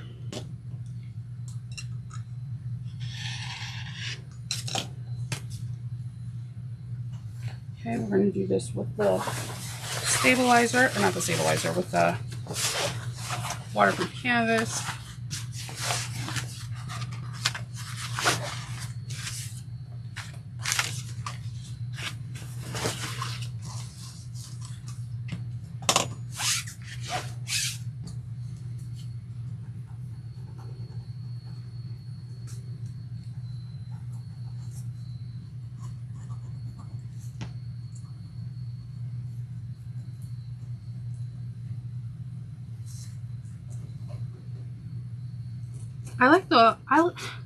I like, there's a small business, I can't think of their name off bat, but they sell waterproof canvas, and it's roughly around the same that we get at Fabric Wholesale Direct, but it feels like, if you guys purchase waterproof canvas from Lauren, it's light, and it doesn't have the same as water resistance. It doesn't have the same properties, but I like the feel of it, and I just found out this person sells it. I'm trying to remember their name, so that way others can do their small business. But they have really beautiful colors, like flamingo red, and just really beautiful colors. But I did buy some cotton for some interiors from Wept and Wharf. I bought it from Stitch Supply Co. They have this fabric from, I think it's Wept and Wharf, and it's called Black Honey. It is so gorgeous. So gorgeous. And I'm excited to use it. At first I was going to use it as a lining fabric, but I think that boy deserves to be in the bag. And I got some Ruby Star fabric. You can't go wrong with Ruby Star.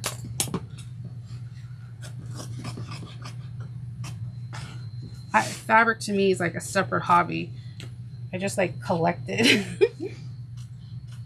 Sammy laughed. She said she works at Joann's too, and the joke is sometimes that she pays them to work there. I don't know how you do it. I would just be like, yeah, I need all the Shapeflex, all the Peltex 71, pretty much every Disney thing. Yeah, that's where the first time I seen Mary Poppins. I was like, they have Mary Poppins fabric? No way.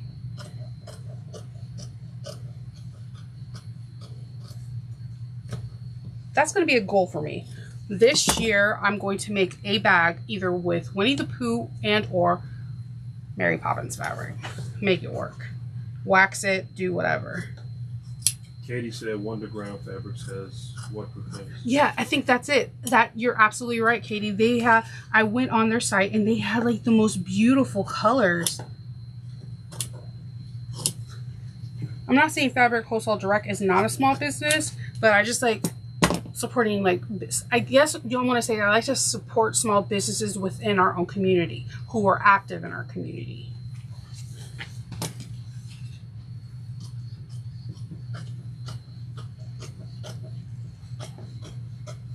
Your dollars count.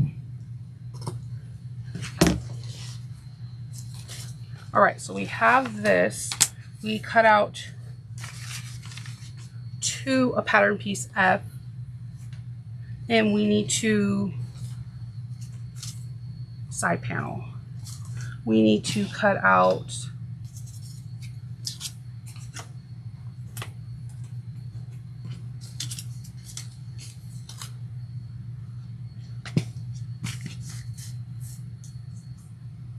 Sorry, I'm looking for not the zipper tube. I promise you I had all these. I'll put these on the side.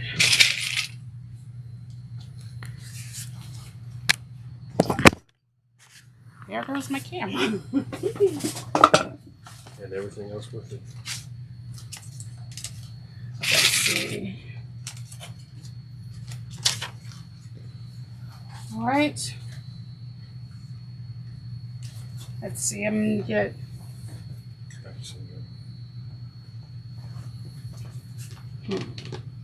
Okay, so we're doing piece G.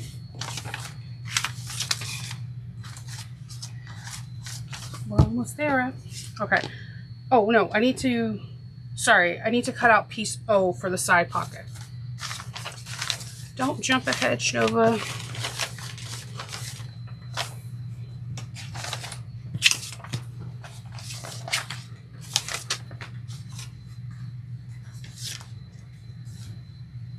I just have piece O. Where did you go? There we are. So we need Declaville Heavy again. And we're just going to trace it out.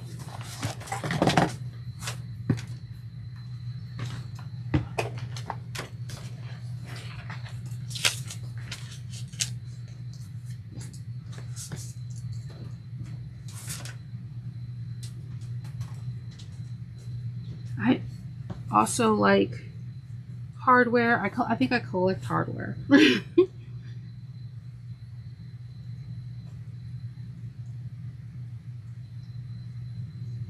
I also like a lot of different interfacings. I like to play around with it to see what I can do different and how does it make the bag look.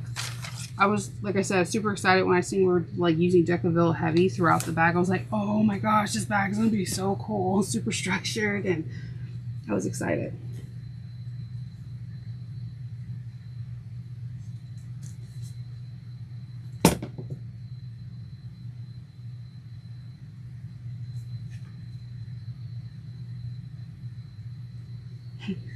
If I worked at Joann's, I would say the same thing. I'm paying to work there.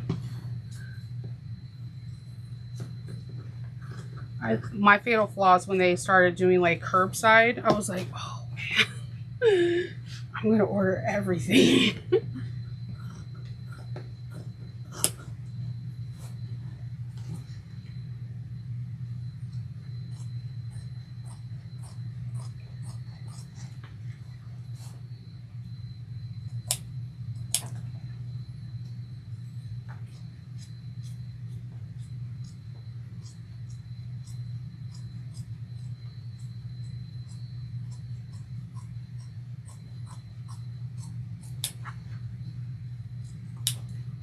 Okay.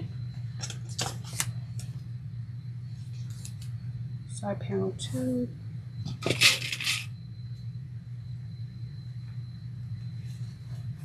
All right, so then we're now on piece G. Oh, thank you. I appreciate that. I really like stabilizers. I think that sometimes we believe that we have to have a certain one when that's not the case sometimes. Not all the times. I do always recommend to follow with the designer has, because when they show you the bag, you're trying to achieve that look. So it is important. But then after your second or third time making it, play with it, because you might be able to make something look even more structured or more, you know, nice and slouchy. It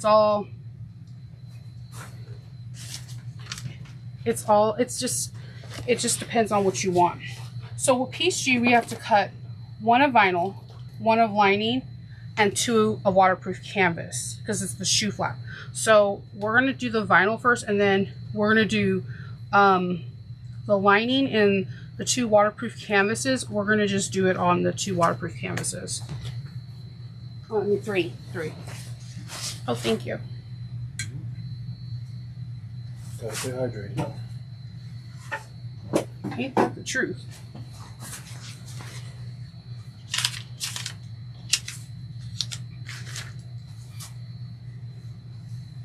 We're almost there. And take your time and just cut things out so you're not adding extra little 1/8 of an inch here and there. Ask me how I know. I don't know if you saw, but Julie said she loved the YouTube video you did on stabilizers. I really appreciate that. Because I really love stabilizers. Like, But she also said she needs to really pay close attention to what you're doing now. I'm just mostly tracing and I'm cutting. I have really sharp scissors. I think sharp scissors, I'm not going to lie, are key. Like, when my scissors get dull, they either become paper scissors or cut zipper tape scissors. But like scissors like these, I would take to Joann's to get sharpened, and or this company sharpens their own scissors. They're LDH. I believe they're in Canada, if I'm mistaken. I sold a couple bags and then I treated myself to this because, if you know me, I try to put iridescent on everything. I think everything needs a rainbow. So I saved up and I got these, and I found out through the company that you can send them back so they can get sharpened. And I'm like, that's awesome. I believe Kai does the same thing, if I'm not mistaken.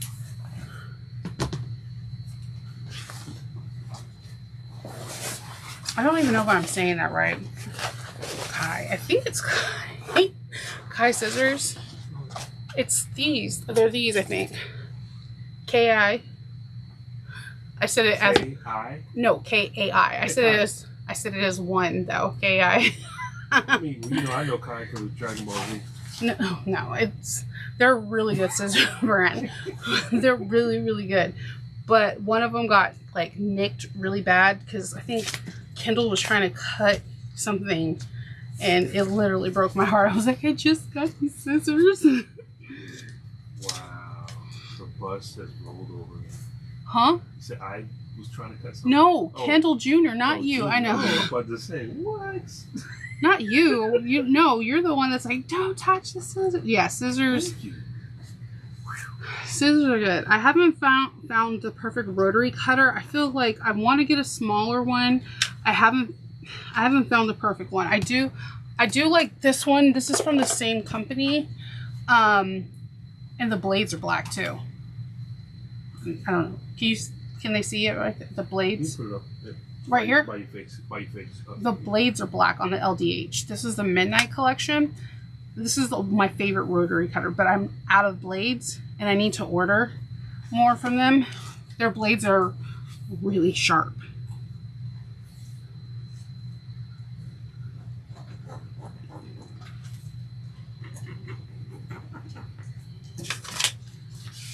That's been my favorite. They're just ones that I have to really save up for. And then it's bad because I'm that person that wants the instant gratification. I want it immediately. Then I'm like super bummed when I don't get it. But it's worth saving up and having sales for, just because. So we're making 3 of these, remember?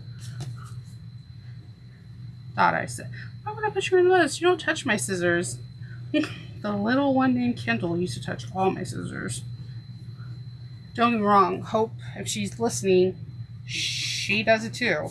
If I have any scissors on the table, I had like these black scissors and they were literally unscrewed.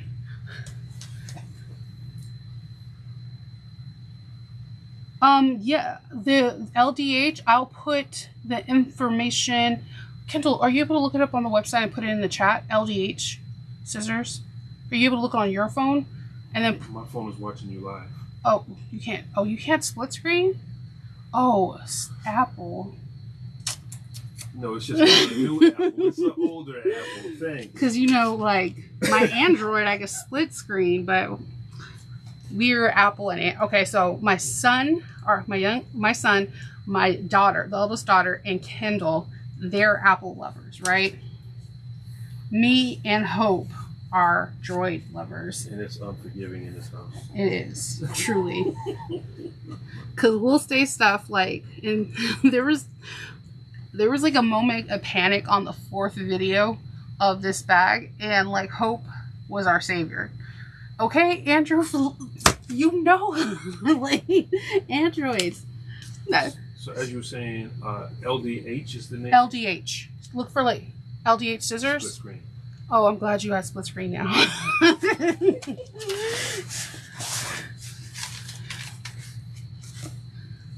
Oh yeah, total Android. It's ldhscissors.com. Are you able to copy the website and put it in the chat? Sure. There's no affiliate link. They're just weird scissors that I found that they always stay sharp. So I have these. I have like a smaller pair, and they have really good snips, like the thread ones for like $5. I always buy like a few of those, and they have the blades. The Midnight Collection, like I said, at first I was like, I wanted it because there were black blades. I know that's super not important, but what I liked about this one is the safeguard is on here like this, and then when you push the button down, you have your rotary. You have your blade. I just need to order more blades. Monica said, yes, Android, a house divided. Yeah, seriously. We're seriously like, there's only some times I want an Apple, like sometimes like the TV shows, but then I could just watch it from his Apple thing. So I think everybody's on your side. Because Alexis, Sammy, everybody's like, it's Android. It's like, it's just easy. That's split screen was on key, because like my phone will be like, yeah, you can split it in 4 different screens. Let's go.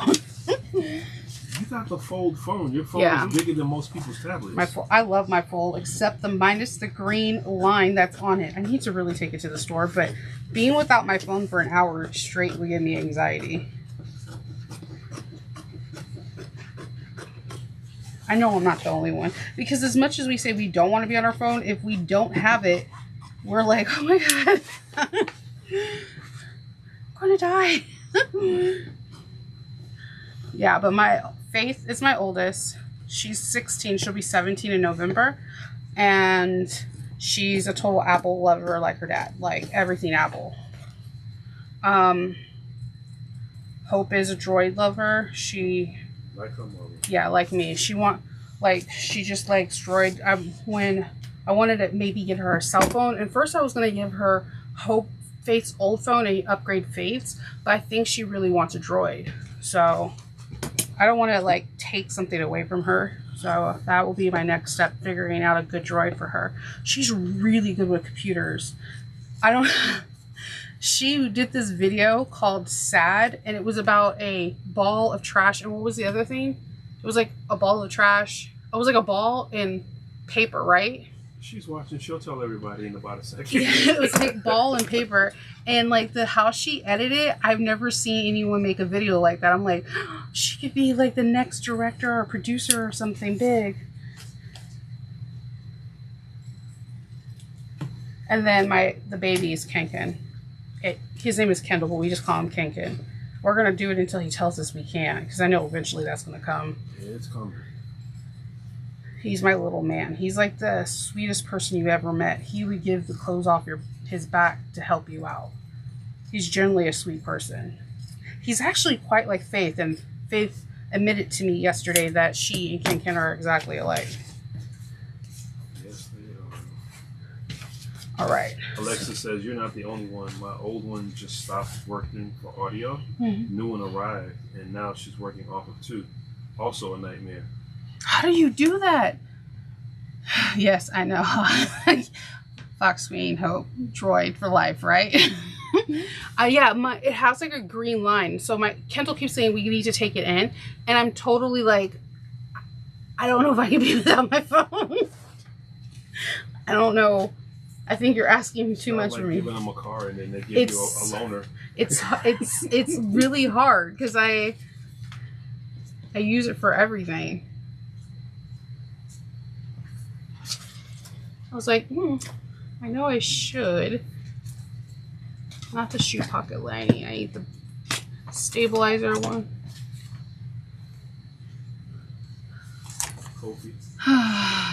My hope. I don't know what I would do without you. Zipper pocket backing. Pattern piece. G. All right.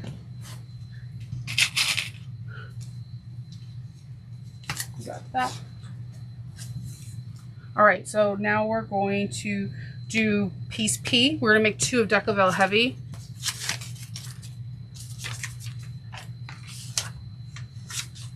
I like this one. How she did the pocket on that, you're slipping the Decaville Heavy in the last step. It's kind of genius. And you can kind of use the piece that we did, so you're not wasting. Just trace it out, cut it. And like I said, if you have these little scraps, if you save them, they could be the backings and make that reinforcement that you need. I sometimes use them like washers when I'm doing a rivet, so it just has that extra, I'm not going anywhere.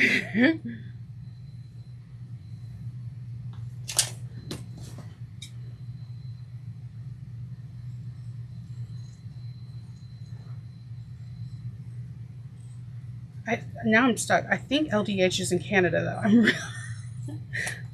though.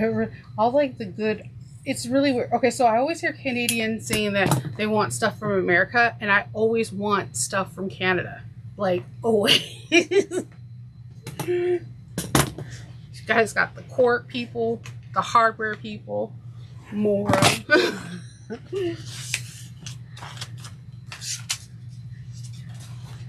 And I think these scissor people are there.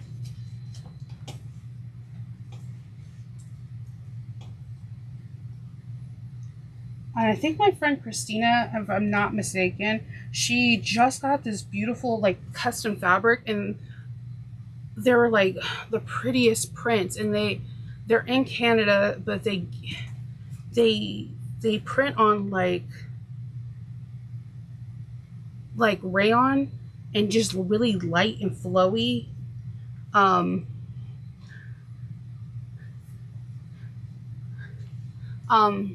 Light and flowy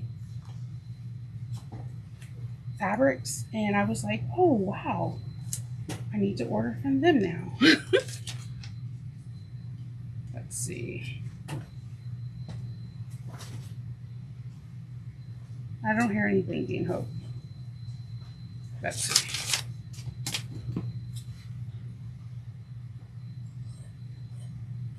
All right, we're going to be on the last page of cutting, and then we'll just interface. And there's not a whole, oddly, there's not a whole lot to interface.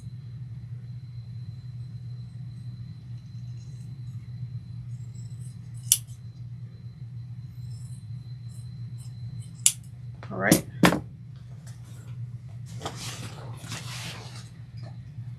My Decaville Heavy is getting low. That gives me anxiety too. Wouldn't it be like awesome if one day someone just at your door, here's some Decaville Heavy and Light, and you're just like, oh my gosh, best person ever. She pocket flap.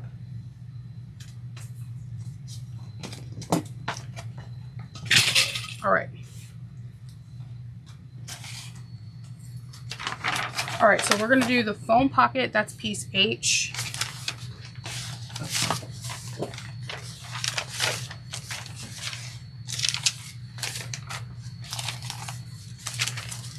Okay, so what I want to do with this one, because this is, no, I'm not using this one now. Wait, huh? I'm going to use this for the foam backing. So I'm going to use the pocket piece H on the waterproof canvas, and then I'm going to do the backing on with that cork. Because then I felt like the whole bag is like, you know, just two-tone, and then bam, this is in your face. I'm like, yeah, I like that.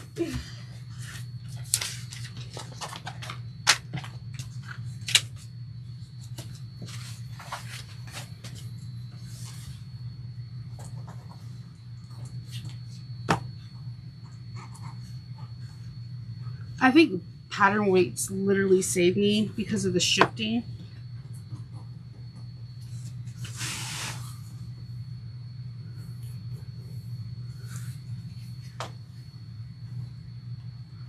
I use everything that's around me too.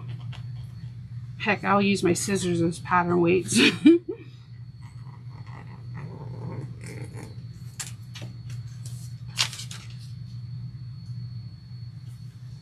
Line up the top, line up the bottom.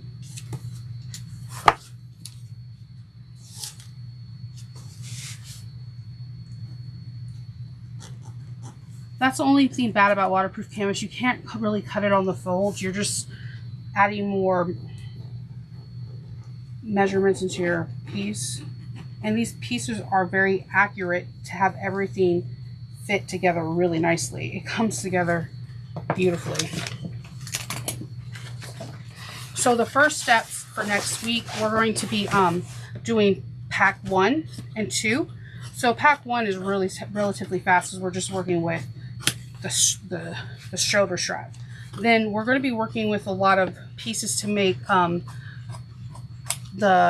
outside of the bag. It can be a lot of work at times, but if you put everything in the pocket, like in packets, like she suggests in the pattern, it works together perfectly. Then the following week will be we're doing some of the interior. The interior part comes together, and the shoe thing is one separate thing. It looks like it's hard, but once you read all the instructions and you see, you're gonna be like, oh my gosh, this comes together beautifully. It's interesting. I don't know how they do that. It's intriguing. Like, I want to sit down and just like watch one of them come up with a bag. Because it's seriously cool. Okay, so we have pattern piece H done. Sammy says she just got a Juki TL 2010Q. Ooh. She is so excited. Is that the one that has that hover thing? Like, I forgot what it's called. Like, I heard somebody talking about it in one of the bag groups. Like, it has like a special, I think it's like a hover thing. The Jukis are really nice, and their customer service team in Florida are amazing. Like, really, really nice people. If you're interested in Juki, I always say call the customer service, because if something goes wrong with your machine, they pay for, all you need to do is keep your box. They pay for the shipping, and I had my Juki fixed. They took about a week and a half, and they sent it back, and they oiled everything and they fixed the problem. It was just, they have really great customer service. Foam packing, packing. I had all of these.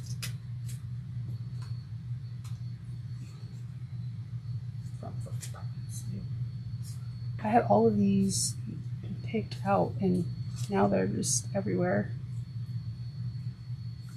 Okay.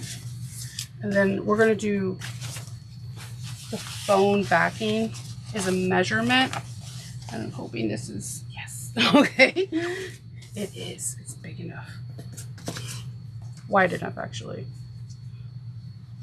I got this fabric as, I want to say it was it was an advent calendar. And I've been wanting to use it on something, because this cork is really light, like super light.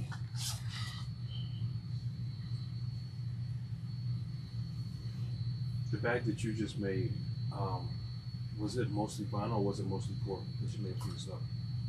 It was all cork. It was all cork.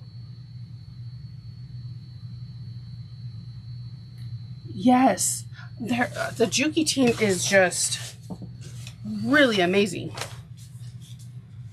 And I feel like sometimes that doesn't get talked about enough. Like, you're going to get a machine. It's going to cost money, right? You want the customer service if something goes wrong with your machine. You're not hoping, but you know that it's a probability. You want to be able to talk to someone that, you know, can make you feel better about the situation. Let's see. 11 1/4.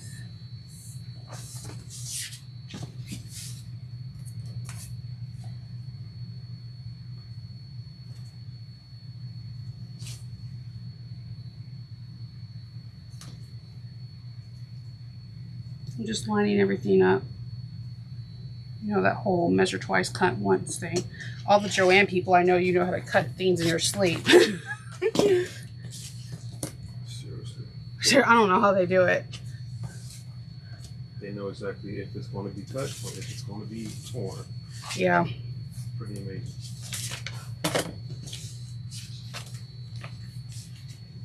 I feel like when I'm going to Joann's, the people that are cutting are kind of like Starbucks people. You need to know the person. Like, once you know that person, they know you.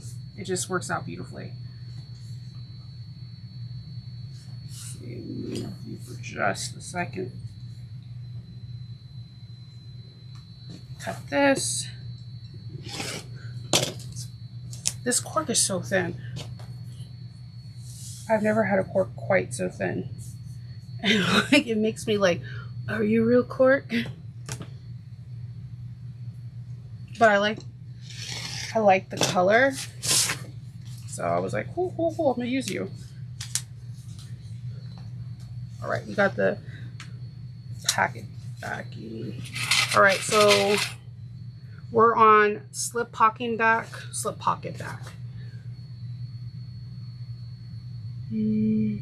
10 by 11, we're gonna do 1. Slip pocket back, we're gonna do 1.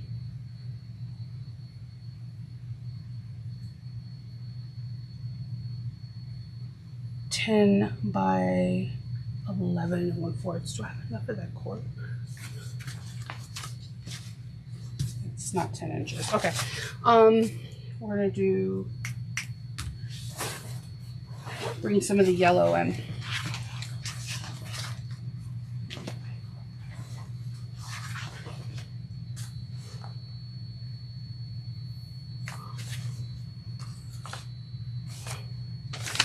Hold on. I think I totally missed front pocket. I don't think I made it. Did I make the cut? I think I did. Hold on. Let's see. I checked it off, so I must have.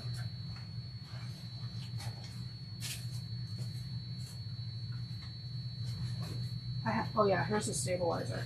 Wait, no. Here's that. I don't think I cut that. Okay, well, I make mistakes a lot. So let me cut this front pocket, these front pockets off, and then use the stabilizer. So the pockets are going to be the tan color, right? Yeah, I don't know what color this really is, but yes, this color. It's called mustard something. Watch those pockets like appear out of nowhere. That happens to me a lot. Like way too much.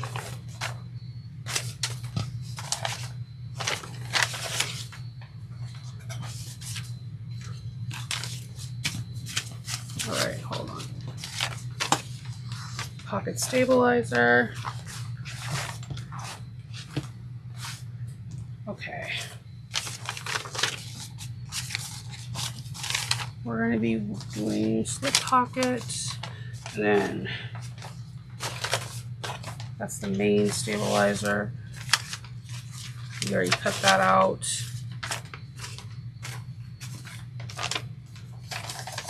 And I remember cutting the deck with a light out. I think I cut it and put the clips on that pattern piece. So we're going to be making the slip pocket back. We did the slip pocket back. We're doing the slip pocket backing. I was right. 11 1/4. Dana asked, could you show, I believe it's pattern I?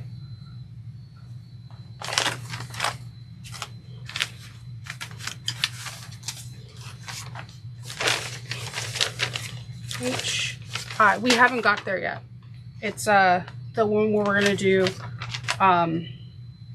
side panels. We're really close to being there.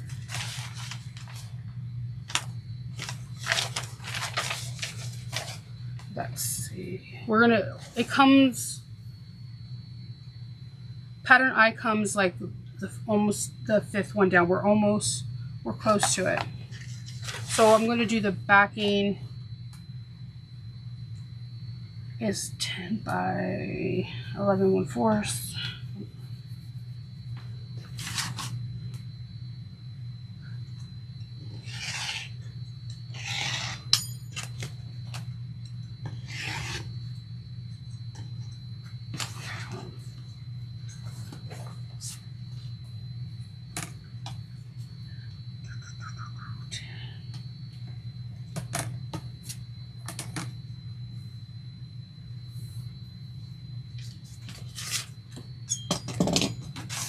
These little clear rollers I can never see on my table. It has, the writing is like transparent as well, so it can get taxing. 11 1/4.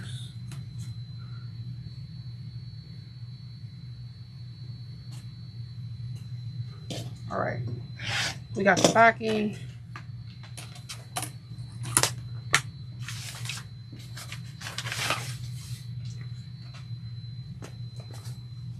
And then we're going to do the slip pocket, the main one that's 10 by 28. We're going to do that out of lining.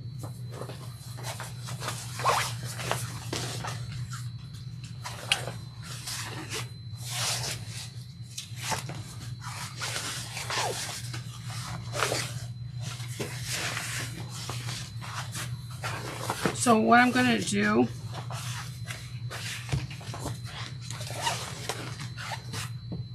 move these. When I have a bigger piece like this, and when I have a bigger piece like that, what I try to do is I'm going to measure where the 28-inch line is,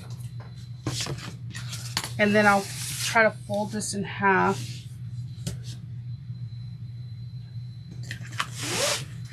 So I'll just like make a mark at like 28 inches. And I'm going to make a mark. And when I fold this in half, I know there's going to be a little seam allowance that I add. I could just deduct it.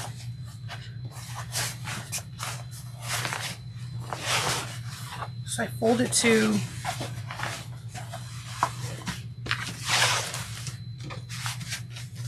the line, and see there's an opening there. I'm going to take my 10-inch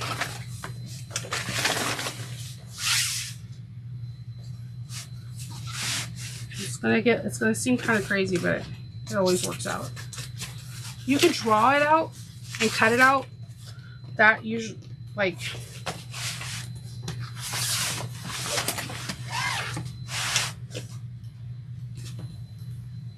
I'll show you. You can draw it out too. It's less wasteful, honestly.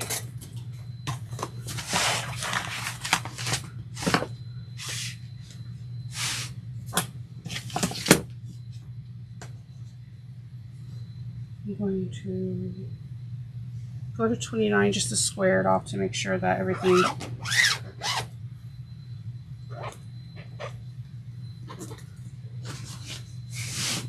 this will be 8 inches.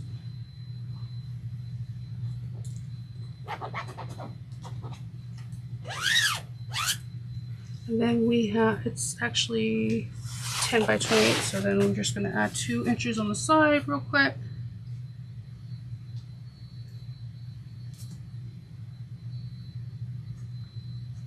Make sure it's at the 28.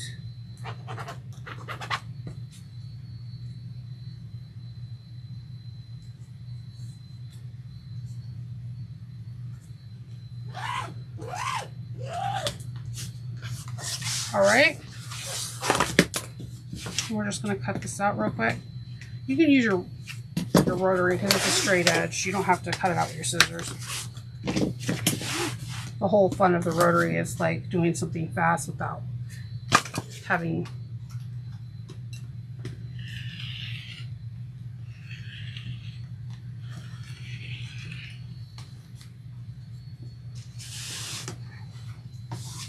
I'm just going to cut in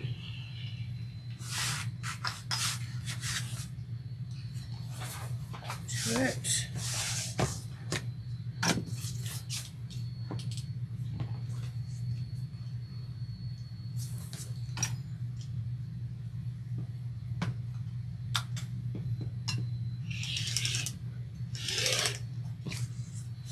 All right, and then I'm just going to make sure this is, it just slid off.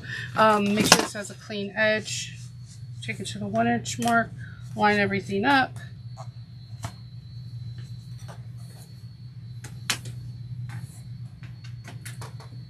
Line everything up. And make sure it's even. 28. All right. That's done. Then we're going to make a zipper pocket backing. Again, we're going to use the faux vinyl.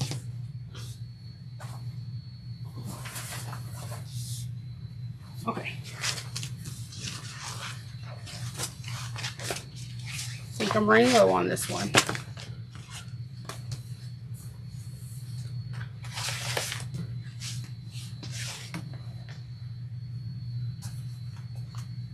It's 10 and 11 bars.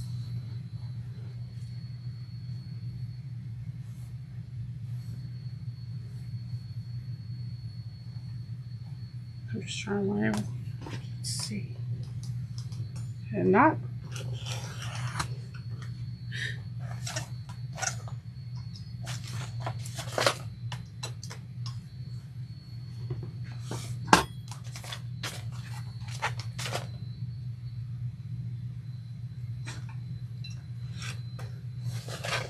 I'm telling you, these rulers.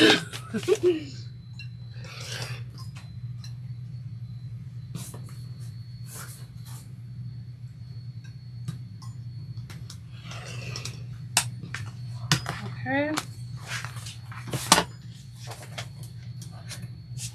Just make sure this is 11 and 1/4.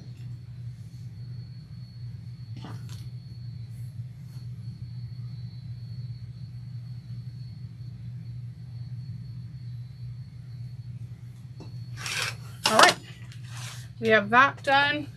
We have to make zipper pocket 1. And this is out of lining. So the next couple of steps are just our lining.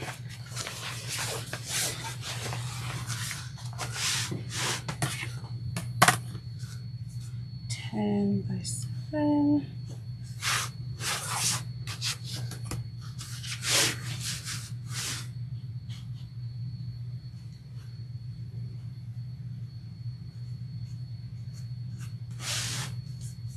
Just lining up on my ruler.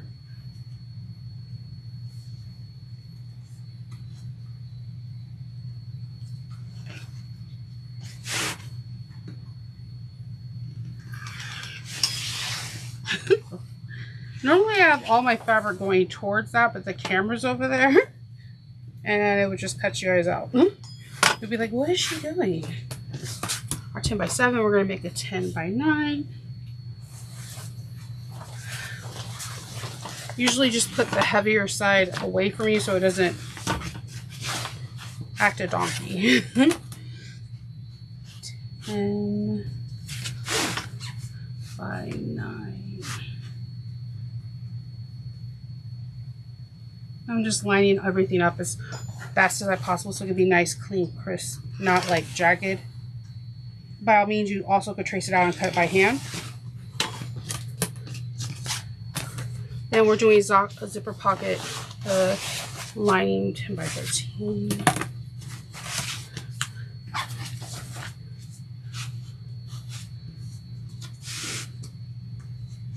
So let's see.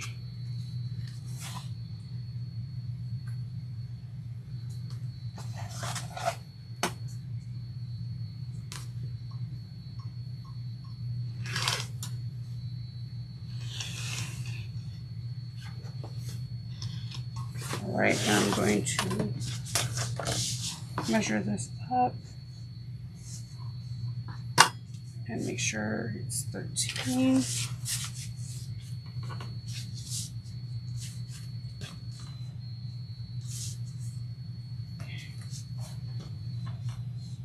I always like to put it on like the 1-inch line and then cut them there.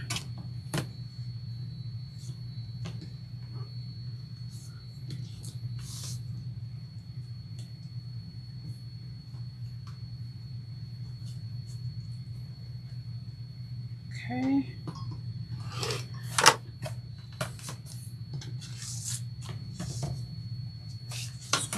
Pull up this.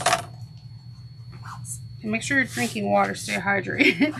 And after you cut all this fabric, moisturize your hands. I don't know about you, but my hands are dry after I mess with fabric. So I always have to like do a scrub and moisturize. We did the 10 by 13. Now we're on piece I. Hi, Kara. Every time I say drink, I can hear my husband's cup.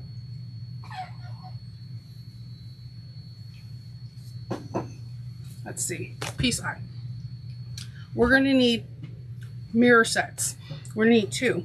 So we're going to cut 2 this direction and 2 the opposite direction.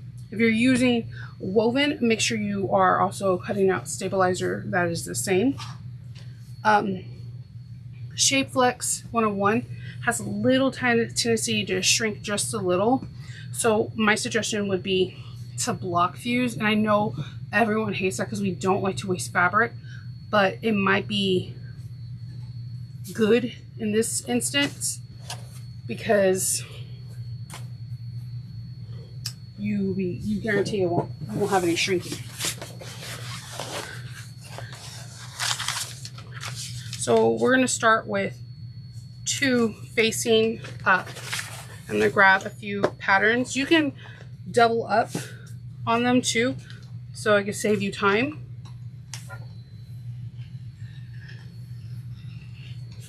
Jennifer says she loves your video. She's learned so much from you. Oh, thank you. That makes me feel so happy. I'm glad.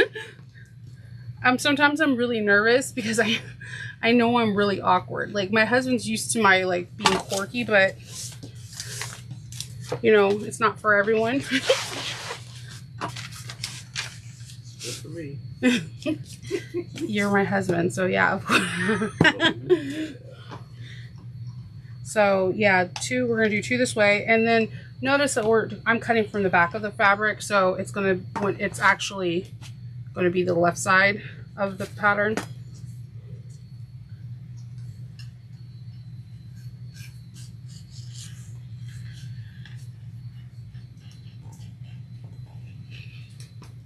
All right, we're now cut 2 on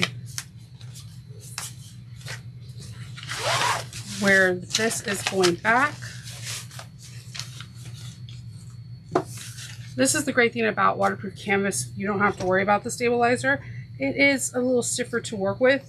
It doesn't have as many choices. You know, cotton and cotton canvas and rayon, all that, you have like so many different choices. Like you can go Tula Pink or some Free Spirit or Allison Glass, you know, all those creative fabric makers. I love me some Allison Glass fabric. It's so bright, and I like when she does like the light versus dark. Oh, it's genius. I love Tula Pink too.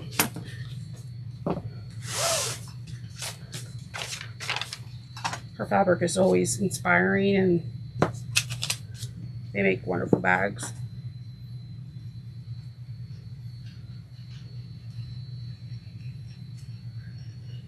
I'm always looking for the Nightshade girls. I found out about Tula Pink late, like real late.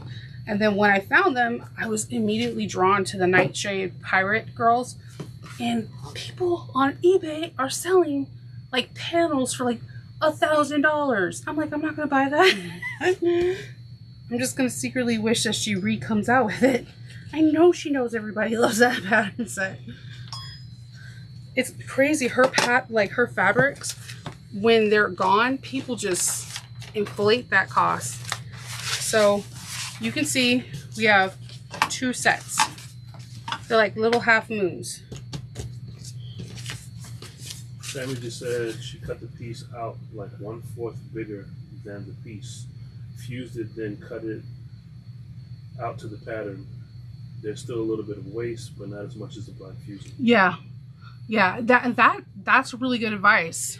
Because it really depends. Like my iron gives out a lot of steam, so it has a tendency of shrinking everything. But there's been times like when I used my little like one on the table, there's no shrinkage at all. I don't know. It could be just the steam that shrinks it. Okay, so we're gonna do the shoe pocket lining. That's a big piece.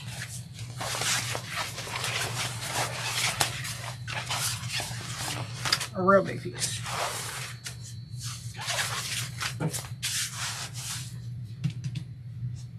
And I'm wondering if I have enough on this one or if I have to use.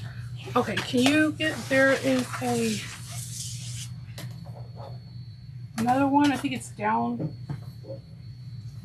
I have another one for huge pieces. There, Look for the fabric. yeah, is it right down there? No, in the, where my waterproof canvas stash is.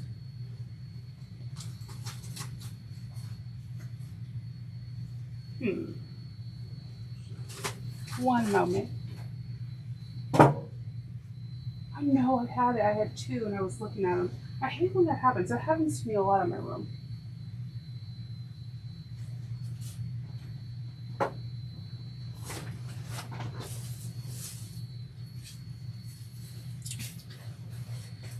There we go. Let's see. Because this piece is massive. It's 17 by 24, and I don't think I have enough of that waterproof canvas. I know I have another like cheetah print. Yeah, you also have snakeskin. I'm not putting snakeskin with it. I'm gonna move on to piece J, and then as I try to recollect where my other fabric is for this, I'll cut that one out. So we have piece J. It's a bigger piece. I should have cut that one out first.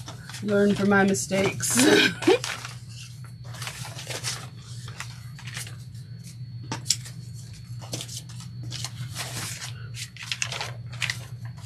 Hold on.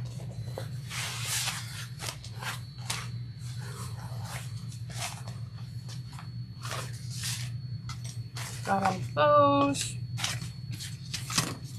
There's H. Sounds out. This? Yeah. That's not it. All right. Pattern piece J is the shoe bottom. I remember just cutting that out. There you are. We need one of waterproof canvas.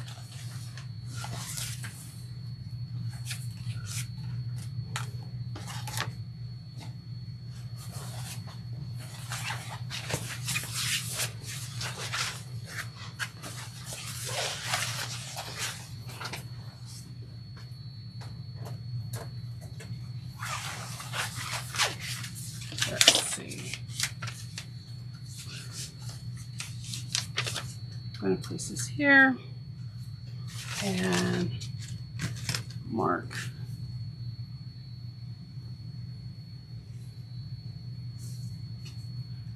I'm the tracing queen.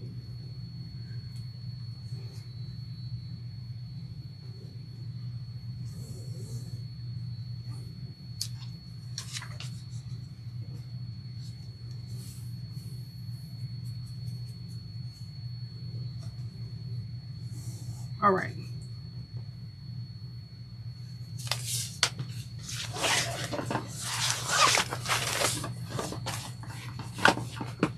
Let's see. Cut this out.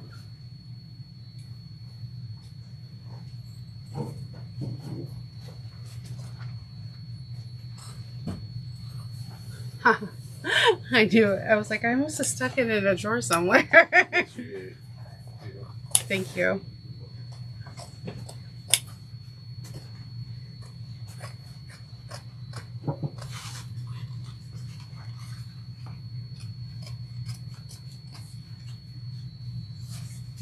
Let's see.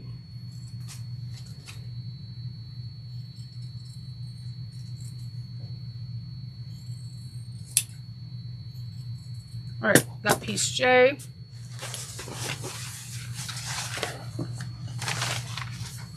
And then we need a shoe inker. It needs to be 1 1/4.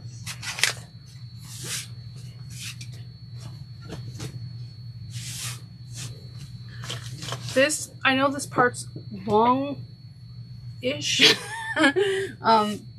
but it's a really important part. So we're going to do this 1 1/4. I'm just going to get a clean edge.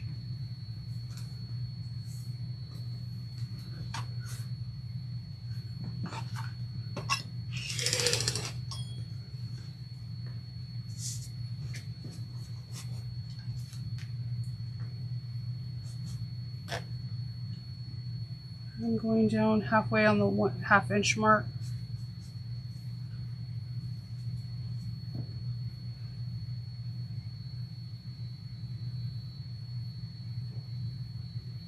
I'm going to do it like this because that edge I made is not super crisp. I like it.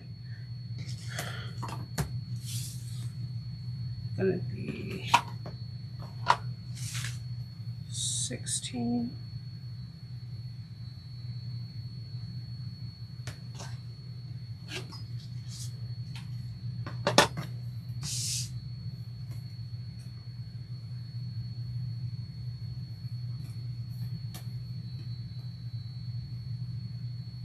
One 1/4.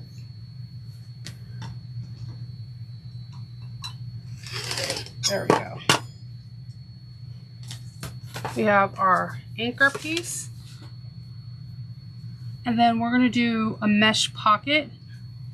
Oh, I didn't grab that. Can you, over there in my mesh section, there should be like a neutral color. I'm sorry, Kendall. You're fine. I forgot to bring that. I think I have a neutral. There's like red, blue. I don't know why I always have red. Red. Look on the side, right on the, like, not, candy, not, no, where you are, look down, and it's, no, it's in the fabric folds. So like, go on the other side of that fabric though. Yeah, all the way to the end. There you go, bingo. If there's no neutral, I'll take a black or a blue, a navy blue. Is that neutral? White. Let's go white. It'll be easy for everyone to see. Or do you think another color? I think you should go Black? Dude, I always have a lot of this.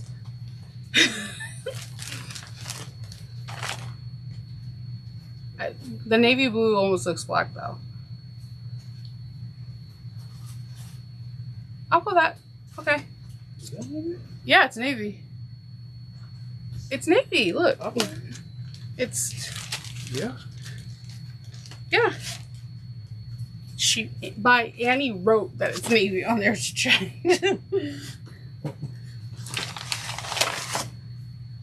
You look on the package. The package will tell you if it's. No kidding, right? It says it right there. Like,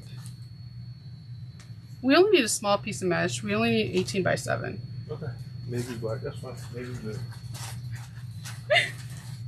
18 by 7, and there is more stretchiness on one side than the other. One side is super stretchy and the other one's not. So we want to measure the length of this to be stretchy, so that way when we put things in, if you put the pockets in this way, it's all going to be stretchy on the top and there's going to be no stretch on the side.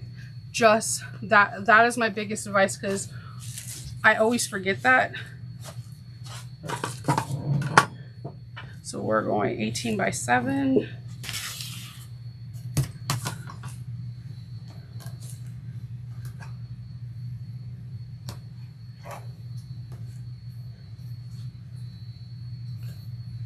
I'm putting my grid.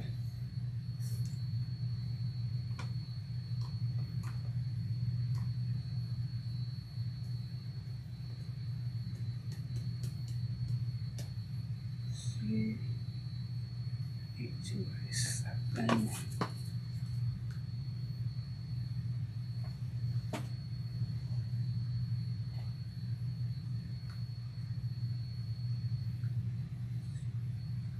Just lining everything up. I will take forever to line things up, unfortunately. So that when you're cutting it, just be like cautious of that you want the stretch to come here, so that when you stick bottles or whatever you do, there's that room. So we have our mesh pocket, and then we need the mesh pocket trim. We need one of the lining.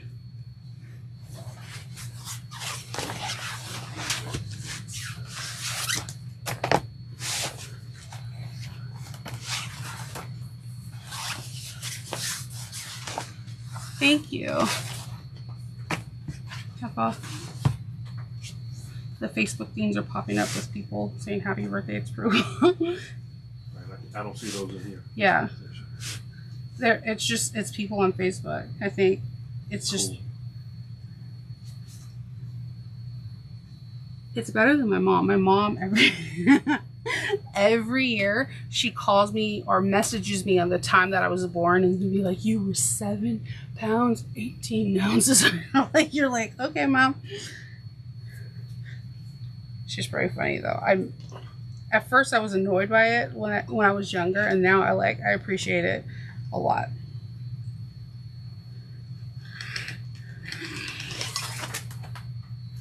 Yeah. Let's see.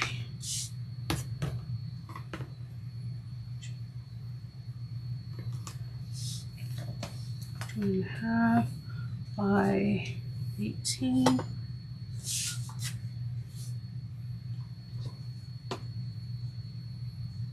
Okay, we have that. So we're going to page 10, and we're going to start interfacing. I mean, page 10 shows you the anatomy of the bag.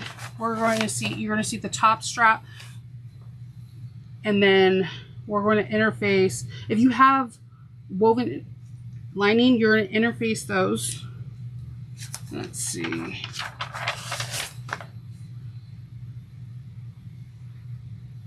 Most of this is for woven. Hold on.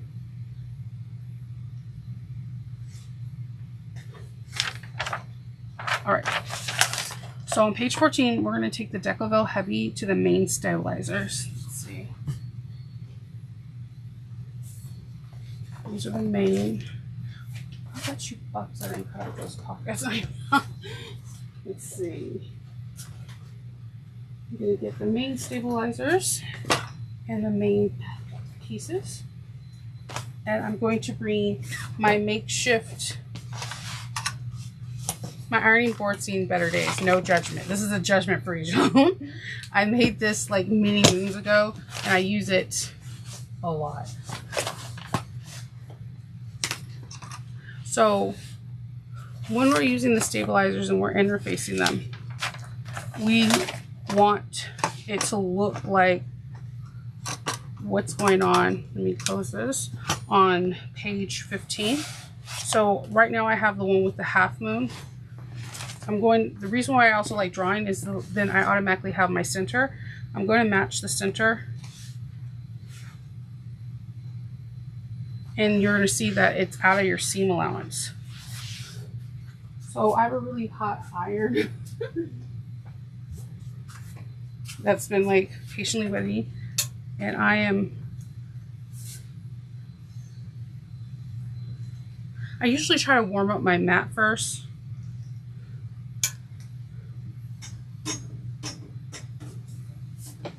Let me bring my little water jug closer. So it's not just like clicking in the background. You're like, what is that sound?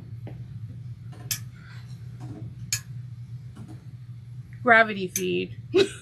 5 hours later, Nova remembers what it is. You can't iron on vinyl on the right side. It only can be on the wrong side, and it can't just sit on it or can still melt it.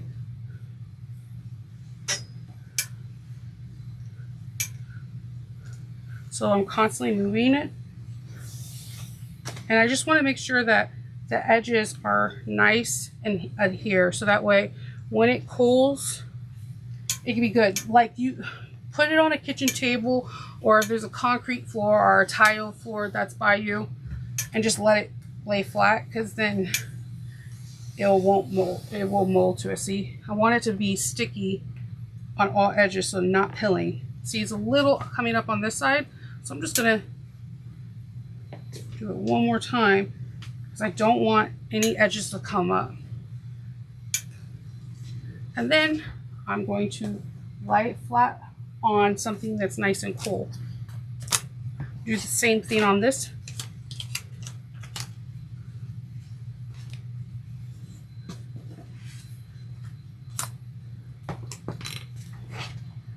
Match up the center marks.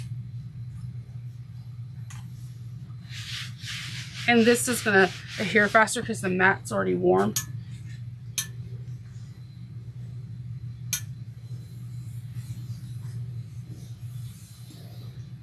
Okay, so yeah, most of this we're gonna iron, and then what I do is, after I'm done ironing, I just put everything into packets. Like, straps go into this packet. You can use grocery bags. I use those a lot, and then put on each bag pattern pieces. I can't talk. Package 1, package 2, and therefore when we grab our pieces next week for project 1 and 2, you know exactly where your pieces are. That's like one of my favorite things about this pattern, was that she broke it down in packs, so that way it doesn't seem overwhelming. That's why I wanted to do a sew along based on the packages. And just, again, touch lightly, and it won't melt as long as you're keeping it moving.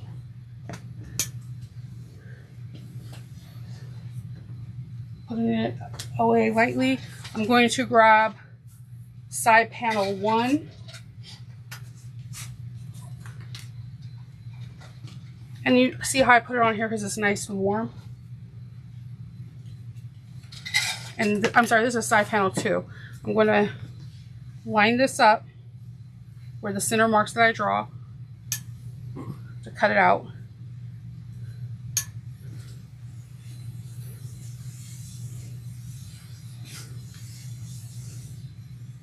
And you just want to make sure see that it's lifting. Not a problem, just go over it again. It adheres. I'm going to put this away so it can cool.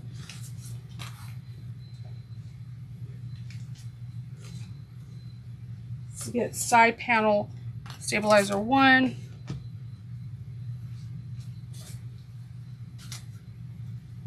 Let me get, it's probably over there.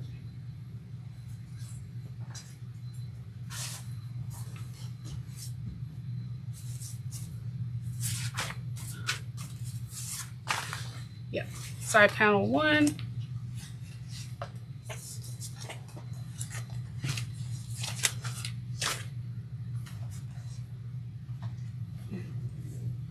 Matching them up. Oh, I obviously forgot to cut off this part that I drew.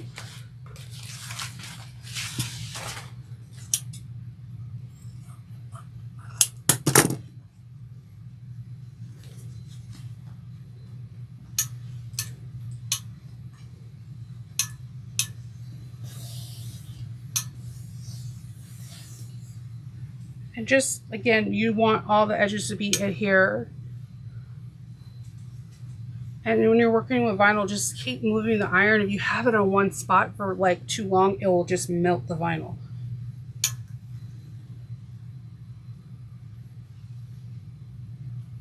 Okay.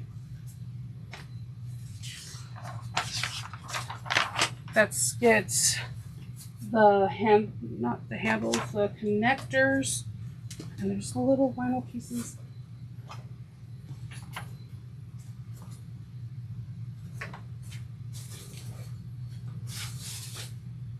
Little vinyl pieces.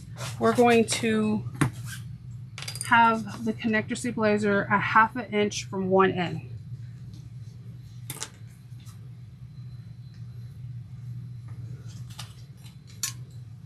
I really like this technique. This was really cool. It gives that stabilization for where that hardware is going to be. Sticking. Decovil light always just sticks easier for me. And then I'm going to stabilize the luggage keeper. This one has a very specific thing where it needs to be the direction you have it, the top of your, if you have a directional fabric, it needs to be 1 inch from the top. And you can just grab a ruler if you want and just, I'm moving the iron because this iron gets hot real fast.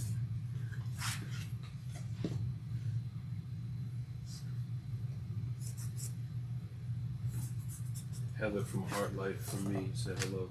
Hi. She's excited because she caught a live. Oh, hi. I know I'm running kind of late. I apologize. The prep work is long on this, but it's worth it. I promise you, it is so worth it. So I'm gonna find my center, put it here. We're 1 inch from the top, following that line, and I'm going to use it. Just final melt, so just, you gotta just play with it.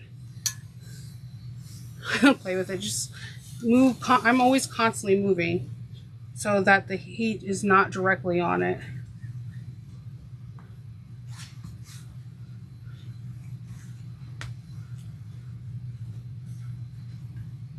The edges.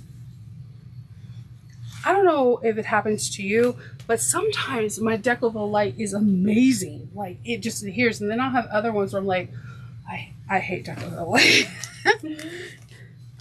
All right. And then I'm going to get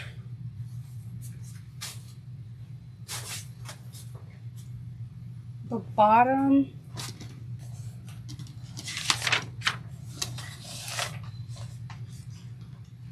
bottom piece.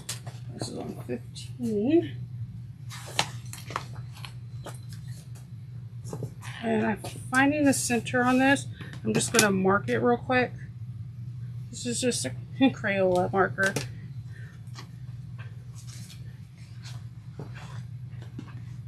And then I'm going to find my center on here.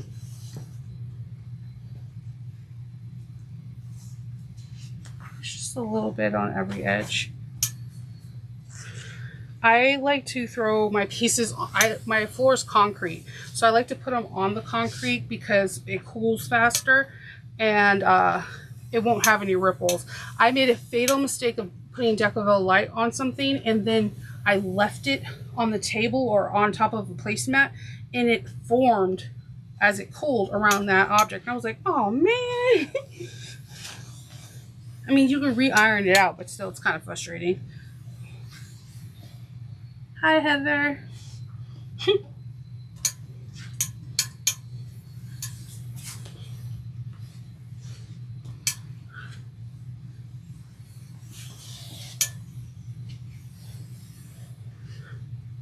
Okay, and just let me get this side because this side keeps wanting to lift.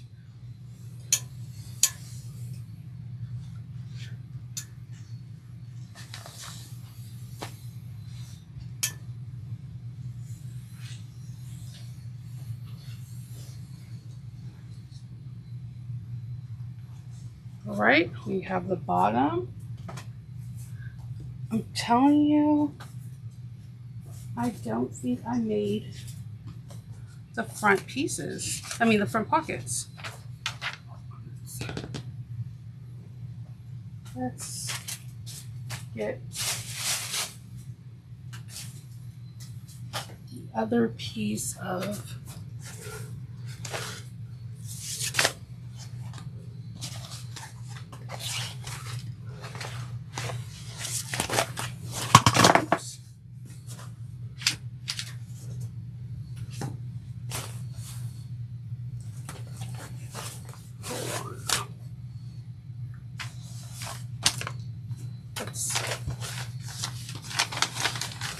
Okay, we're gonna have to put stabilize the zipper placket.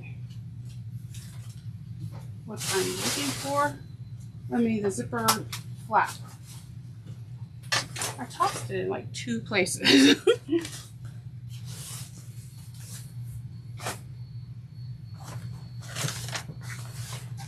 Okay.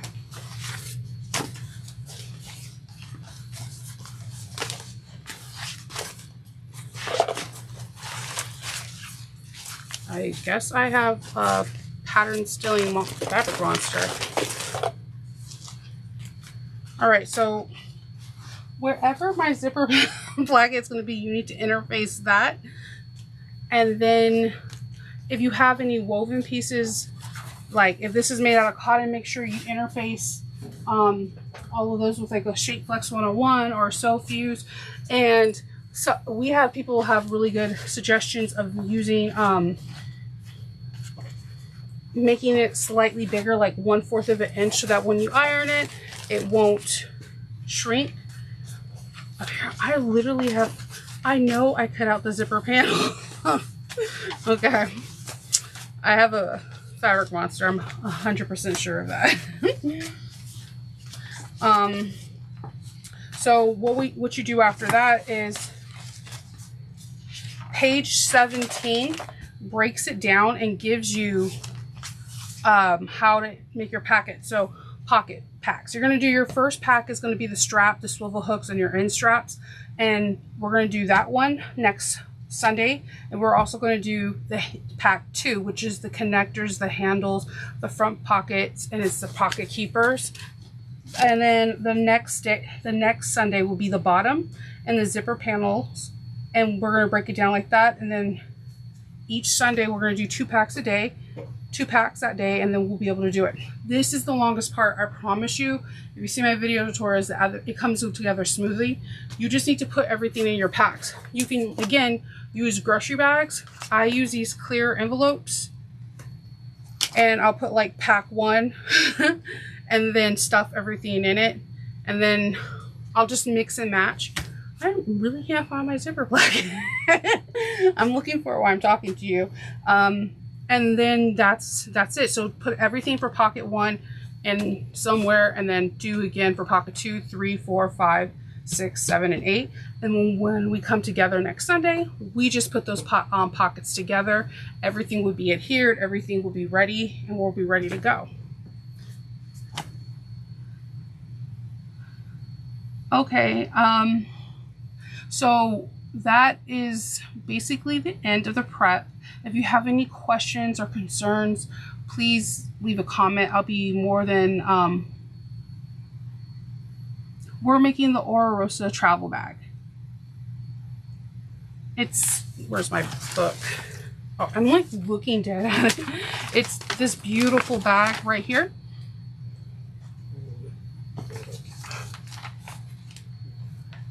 It's a travel bag. We're making that one. It's a big bag, but it's totally worth it. It has a lot of pieces. So like I said, the best thing I did was I separated each piece and put them in the packet. So again, if you have any questions, oh, I can show you mine, and then we will. So this, I still need to list this. There goes a camera. Okay, so this one is one I made, and I made this with Amora. On next Sunday, we're going to be making this piece and this piece, which is the slip pocket. We're going to have the connectors, and then we have this beautiful, it looks like it could be a pocket, or it can go onto your trolley or luggage. It's a luggage slipper thing, so you could just open it up and go. So again, you can do it all in whatever fabric you want. The inside of this one is canvas and waterproof canvas. So in the inside of this, I did Doctor Who canvas, and then the pockets were waterproof canvas. So this is the back. Oh, thank you. It's massive, and I'm fluffy, so this is a really big bag. If you're If you have any questions, I'll be more than willing to answer them. Same with Alexis. And then just get your packets together and we'll do packet 1 and 2 next Sunday. Okay? And then while we're talking and doing it, we could talk modifications. We could talk about anything you want. So this is the end of the prep. Get everything ready for your packs throughout the week. And then I'll see you on Sunday and we get to start making this fabulous bag. All right. You guys have a good night and happy sewing. Bye.